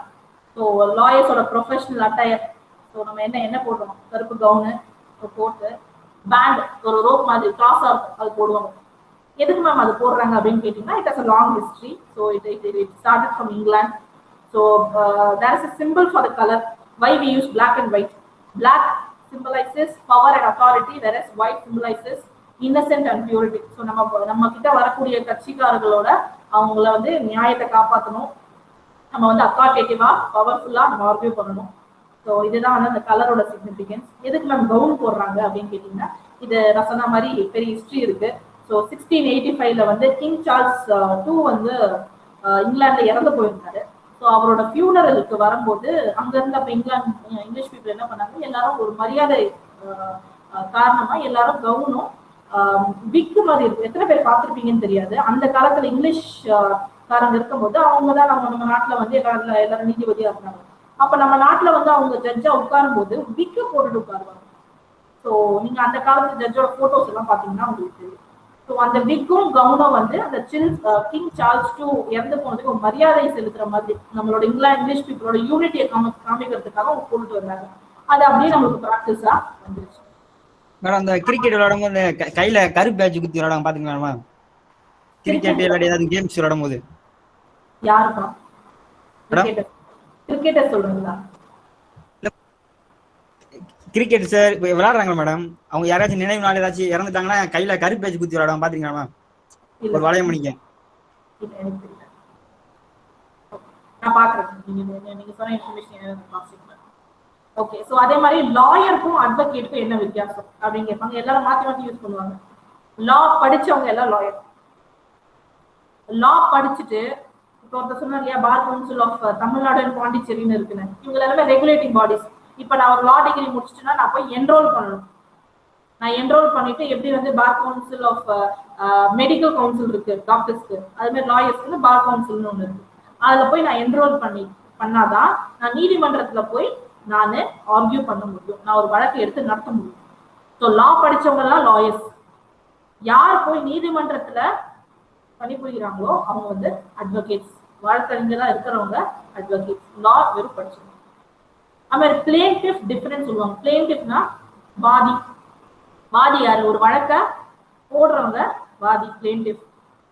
யார் அகெயின்ஸ்டா போடுறாங்க, யார் எதிராக போடுறாங்க, அந்த நபர் வந்து டிஃபரெண்ட். வாதி, பிரதிவாதி. ஸோ வாதி தான் பிளேன்டிஃப், பிரதிவாதி வந்து டிஃபரெண்ட். ஸோ இந்த வேர்ட்ஸ்லாம் நீங்க தெரிஞ்சுக்கலாம். எங்கேயாவது வெளில போனீங்கன்னா சொல்லலாம் லாயர்னா யாரு, அட்வொகேட்னா யாரு அப்படின்னு சொல்லி. ஸோ அதே மாதிரி last, so the last point which I would like to wind up regarding the scope of law degree. Ma'am law படிச்சா லா தெரிஞ்சா மட்டும் போதுமா? சரி மேம் எனக்கு இப்போ ரொம்ப லா பிடிச்சிருச்சு, எனக்கு வந்து நான் லா படிக்க போறேன், லா படிச்சா என்ன மேம் இருக்கு அப்படின்னு கேட்டீங்கன்னா, ஸோ ட்ரெடிஷ்னலா எல்லாருக்கும் தெரிஞ்ச மாதிரி we can practice in the court of law. நீதிமன்றத்துல வந்து வழக்கறிஞர்களா இருக்கலாம். இல்லைன்னா என்ன மாதிரி வந்து அகாடமிக்ஸ்ல வரலாம். ஸோ டீச்சிங் ஃபீல்ட்ல வரலாம். அது மாதிரி law, okay, see, law has a very important role. People who study law and people who don't study law, there is one big advantage for the law profession. What is that? They can easily crack UPSC and TNPSC. உங்க UPSC டிஎன்பிஎஸ்சில பாத்தீங்கன்னா ஒரு முக்கியமான paper இருக்கு, quality paper. நான் இப்ப உங்களுக்கு இந்திய அரசியல் அமைப்பு சட்டத்தை பத்தி சொன்னேன் இல்லையா, இந்தியன் கான்ஸ்டிடியூஷன் ஆஃப் இந்தியா, அது அப்படியே உங்களுக்கு ஒரு பேப்பரா இருக்கும் யூபிஎஸ்சி டிஎன்பிஎஸ்சில, குவாலிட்டின்னு சொல்லுவாங்க. ஸோ லா ஸ்டூடெண்ட் ஆல்ரெடி அவங்க 5 years 3 years படிச்சுட்டு வரதுக்கும் நான் லா ஸ்டூடெண்ட்ஸ்க்கு வந்து அது ஒரு சேலஞ்ச் தானே. ஸோ யூபிஎஸ்சி டிஎன்பிஎஸ்சிக்கு வந்து ரொம்ப இம்பார்ட்டண்டா இருக்கும் இந்த பர்டிகுலர் லா கோர்ஸ். அது மாதிரி பேங்கிங் போகலாம். முதல்லலாம் பாத்தீங்கன்னா வெறும் ஒரு கோர்ட்ல போய் ஆர்கியூ பண்ணணுமா, ஒரு அட்வொகேட்டா மட்டும் தான் இருக்க முடியுமா அப்படின்னு இருந்தது. இப்போ அது மாதிரி கிடையாது, நிறைய அவென்யூஸ் வந்துருச்சு. கார்பரேட் லா, ஸோ பெரிய கம்பெனிஸ்ல எல்லாம் பாத்தீங்கன்னா எம்பிஏ முடிச்சுட்டு வரவங்கன்னா, எம்பிஏ முடிச்சுட்டு லா முடிச்சிருந்தாங்கன்னா ஈஸியா கம்பெனில ஹெச்ஆரா போகலாம். ஸோ கார்பரேட் இன்ஹவுஸ் கவுன்சிலா இருக்கலாம். அதே மாதிரி முக்கியமான இன்னொரு ஆப்ஷன் என்ன, ஜுடிஷியரி சைடு போகலாம், ஜட்ஜ் ஆகலாம். So civil judge, district judge, டைரக்டா ஒரு 10 வருஷம் நீங்க ஹைகோர்ட்ல ப்ராக்டிஸ் பண்ணிட்டு நல்லா ஷைன் பண்ணீங்கன்னா ஹைகோர்ட்டுக்கு எலிவேஷன் இருக்கு, ஹைகோர்ட்ல இருந்து சுப்ரீம் கோர்ட் போகலாம். ஸோ ஜுடிஷியல் சைடு இருக்கு. அதே மாதிரி பாத்தீங்கன்னா பப்ளிக் செக்டர் ஆர்கனைசேஷன்ஸ்ல இருக்கு, இன்சூரன்ஸ் செக்டர்ல இருக்கு, ஜட்ஜ் அட்வொகேட் ஜெனரல், ஆர்மில ஜட்ஜா இருக்கு, ஜாக் எக்ஸாம் சொல்லுவாங்க, ஜட்ஜ் அட்வொகேட் ஜெனரல். ஸோ நீங்க லா படிச்சிருந்தீங்கன்னா அது நீங்க அப்பியர் ஆகலாம். Mainly for engineering students, engineering முடிச்சுட்டு நான் லா படிச்சா எனக்கு என்ன ஸ்கோப் அப்படின்னு பாத்தீங்கன்னா ஒரு முக்கியமான ஏரியா உங்களுக்காகவே இருக்கு. என்னன்னு பாத்தீங்கன்னா பேட்டன்ட். இப்ப இன்டெலக்சுவல் ப்ராப்பர்ட்டி லாஸ்ன்னு இருக்கு, இன்டெலக்சுவல் ப்ராப்பர்ட்டி ரைட்ஸ். இப்ப நான் ஒரு புதுசா ஒரு விஷயத்தை கண்டுபிடிக்கிறேன்னா, நான் இன்வென்ட் பண்றேன்னா அதுக்கான உரிமைகளை நான் வாங்குவேன் இல்லையா, அந்த பேட்டன்ட் ரைட். அந்த பேட்டன்ட் ஃபைல் பண்ணி ப்ராசஸ் பண்ணி வாங்குறது ஒரு பெரிய ப்ராசஸ். ஸோ அது யாரு வந்து எஃபிஷியண்டா பண்ண முடியும்னா இன்ஜினியரிங் பேக்ரவுண்ட் இருக்கிறவங்க பிளஸ் லா. அது இருந்துச்சுன்னா நிறைய வாய்ப்புகள் இருக்கு. பேட்டன்ட் ஏஜென்ட் ஆகிறதுக்கு மெயின் ஸ்கோப் வந்து for engineering students who have completed law degree, they have a bright scope when it comes to patent side, patent filing, patent agent. So அந்த ஏரியால உங்களுக்கு நிறைய ஸ்கோப் இருக்கு. So I would conclude by saying that youth of today are the future, are the trustees of tomorrow. So therefore they should be willing to learn, and அவங்களுக்கு அந்த ஆர்வம் இருக்கணும், கத்துக்கணும்னு ஆர்வம் இருக்கணும். And they should be well aware about the laws of the land, that there are fundamental laws which as a citizen, as a youth, as a student, every one of us should be aware of, and we have to work towards the development of our country. So the country is all behind the youth. So as a youth, you have to be aware about it. So thank you so much. I thank everyone for the opportunity. Madam. Madam, இந்த இந்தியால இருந்து பாகிஸ்தான் இந்த Bangladesh பிரிஞ்சுல madam, அது மக்கள்லாம் சேர்ந்து ஒன்றிணைச்சு மீண்டும் இணைக்கலாம் madam, வாய்ப்பு இருக்கா மேடம்? நீங்க கேக்குறது வந்து எல்லாமே பொலிட்டிக்கல் கேள்வியா கேக்குறீங்க. பொலிட்டிக்கல் கேள்வி வந்து நம்ம அவாய்ட் பண்ணிக்கலாம். இல்ல மேடம், நான் வந்து இது பிரசிடென்ட் ஆஃப் இந்தியா ட்ரை பண்ணிக்கிறேன். ஆனப்பனால ஒரு சந்தேகம். நீங்க வந்து ஒரு குடிமகனா உங்களுக்கு என்னென்ன சஜஷன் இருக்கோ நீங்க எல்லாமே கவர்மெண்ட்டுக்கு தெரியப்படுத்தலாம். அந்த உரிமை உங்களுக்கு எல்லாமே இருக்கு. அதே மாதிரி ஒரு சிட்டிசனா ஒரு பேசிக் லா எல்லாருக்குமே இப்போ வந்து தகவல் அறியும் உரிமை சட்டம் தெரியும். ரைட் டு இன்ஃபர்மேஷன் ஆக்ட்ல ஒரு அரசாங்கம் சரியா வந்து அவங்களோட வேலைகளை செய்தாங்களா இல்லையான்னு சொல்லிட்டு நம்ம ரைட் டு இன்ஃபர்மேஷன் ஃபைல் பண்ணி நம்ம என்ன இன்ஃபர்மேஷன் வேணா வாங்கலாம். ஒரு குடிமகனா ஏதாவது அரசாங்கம் தப்பு பண்ணா நம்ம கேள்வி கேட்கலாம். இல்ல நம்மளுக்கு ஏதாவது ஒரு சஜஷன் இருக்கு, ஒரு நம்ம வந்து அரசாங்கத்துக்கு ஒரு அட்வைஸ் கொடுக்கணும், ஒரு அறிவுரை கொடுக்கணும்னா தாராளமா நீங்க வந்து கொடுக்கலாம். ஆனா நம்ம எல்லாமே we have given all the representation to the people whom we have elected. Ultimately they are going to take the decision. கவர்மெண்டோட பாலிசி டிசிஷனை நம்ம கேள்வி கேட்க முடியாது. நீங்க சஜஷன் சொல்லலாம், but it is left to the option of the government. இல்ல madam, Germany வந்து கிழக்கு ஜெர்மனி மேற்கு ஜெர்மனி இருந்துச்சு மேடம், நடுவில் வந்து செவர் இருந்துச்சு. மக்கள் நினைச்சு அந்த செவத்தை உடைச்சு மீண்டும் ஜெர்மனியா இணைச்சாங்க மேடம். திருப்பி சொல்றேன், சட்டத்தை நம்ம கையில எடுக்கிறது ஒரு வந்து விஷயம் கிடையாது. என்னென்ன சட்டம் இருக்கோ அதுக்கு தகுந்தாமல் நம்ம போனமே தவிர சட்டத்துக்கு மேல புறன்பா நம்ம எதுவுமே பண்ண முடியாது, பண்ணக்கூடாது. சரி கடைசி கேட்கலாம் மேடம். சொல்லுங்க.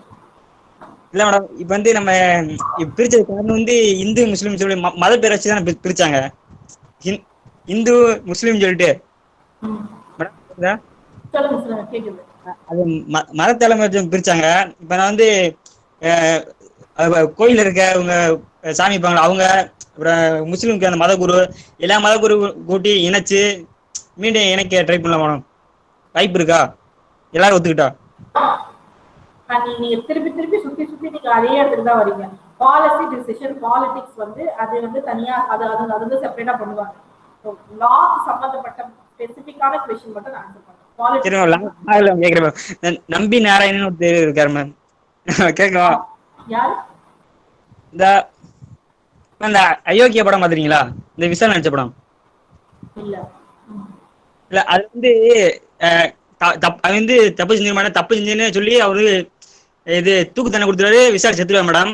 அடுத்த நாள் தான் வந்து தெரியும் இவன் தப்பு செய்யலைன்னு.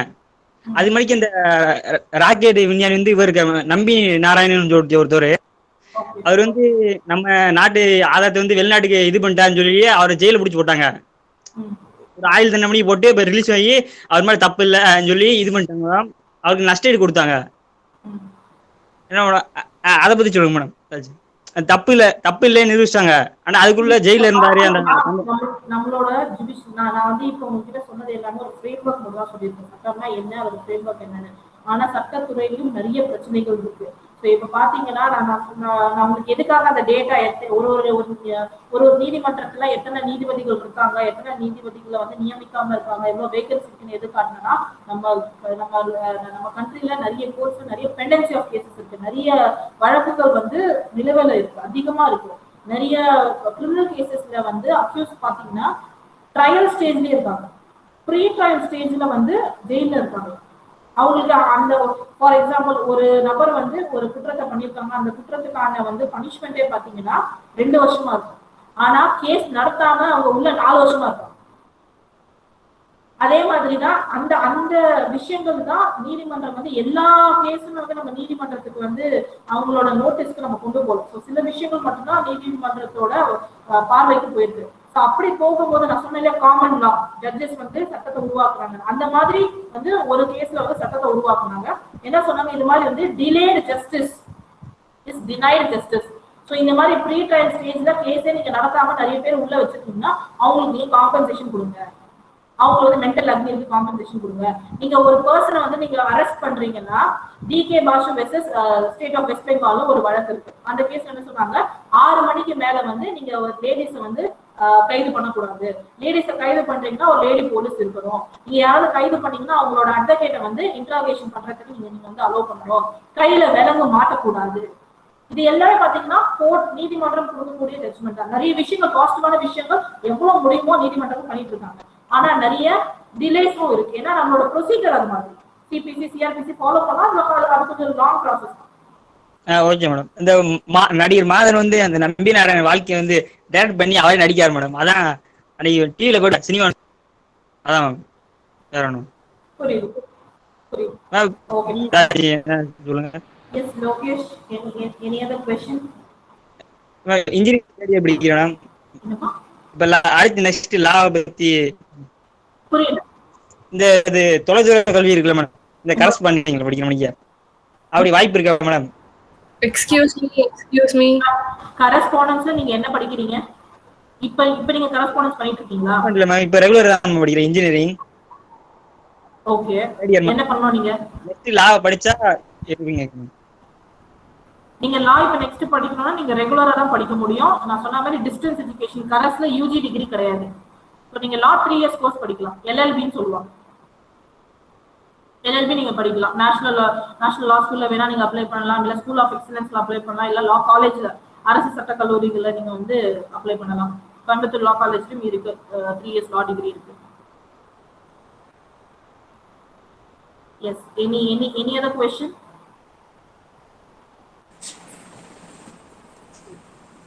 No, ma'am. No? Okay. I feel pride in thank you, ma'am, for your insightful speech that made all of us enlightened. We have been updated with the sections and law enforcement towards social development. I hope it has created our minds to work for a society of excellence. Thank you so much, ma'am. Thank you so much to everyone, and thank you for patiently listening to my lecture. And And for more information, all participants are requested to fill in the feedback link which is posted on the chat box. Filling in the feedback form, you will receive your e-certificates within 2 days.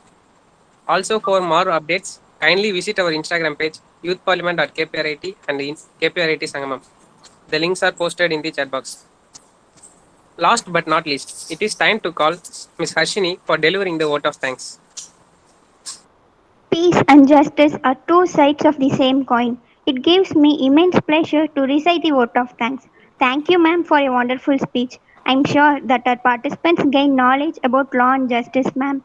I'm damn sure it was a useful session to all of us. I'm very grateful in thanking our college management and our staffs for guiding us to make this webinar such a fabulous one. I should also thank our Sangamam and Ignitron team who helped us to make this event very successful. Also, a special thanks to Youth Parliament staff coordinator Dinesh sir for guiding us in each and every step like a father teaching his daughter or son.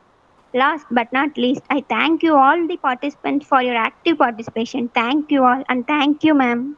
Thank you. Thank you so much. Thank you, Harshini. Yes, thank you, Dinesh sir, for inviting me. And thank you, Lokesh, for coordinating. Thank you so much, ma'am, Thank you, sir. for information. Wonderful, ma'am. Question answer session also, it is a very good interactive, ma'am. Thank you so much, sir. And I hope that everyone found the lecture interesting and no one felt boring. Yes, And ma'am. Yeah, ma'am. Thank you. Yes, thank you, sir. Thank you, Lokesh. I'm just signing off.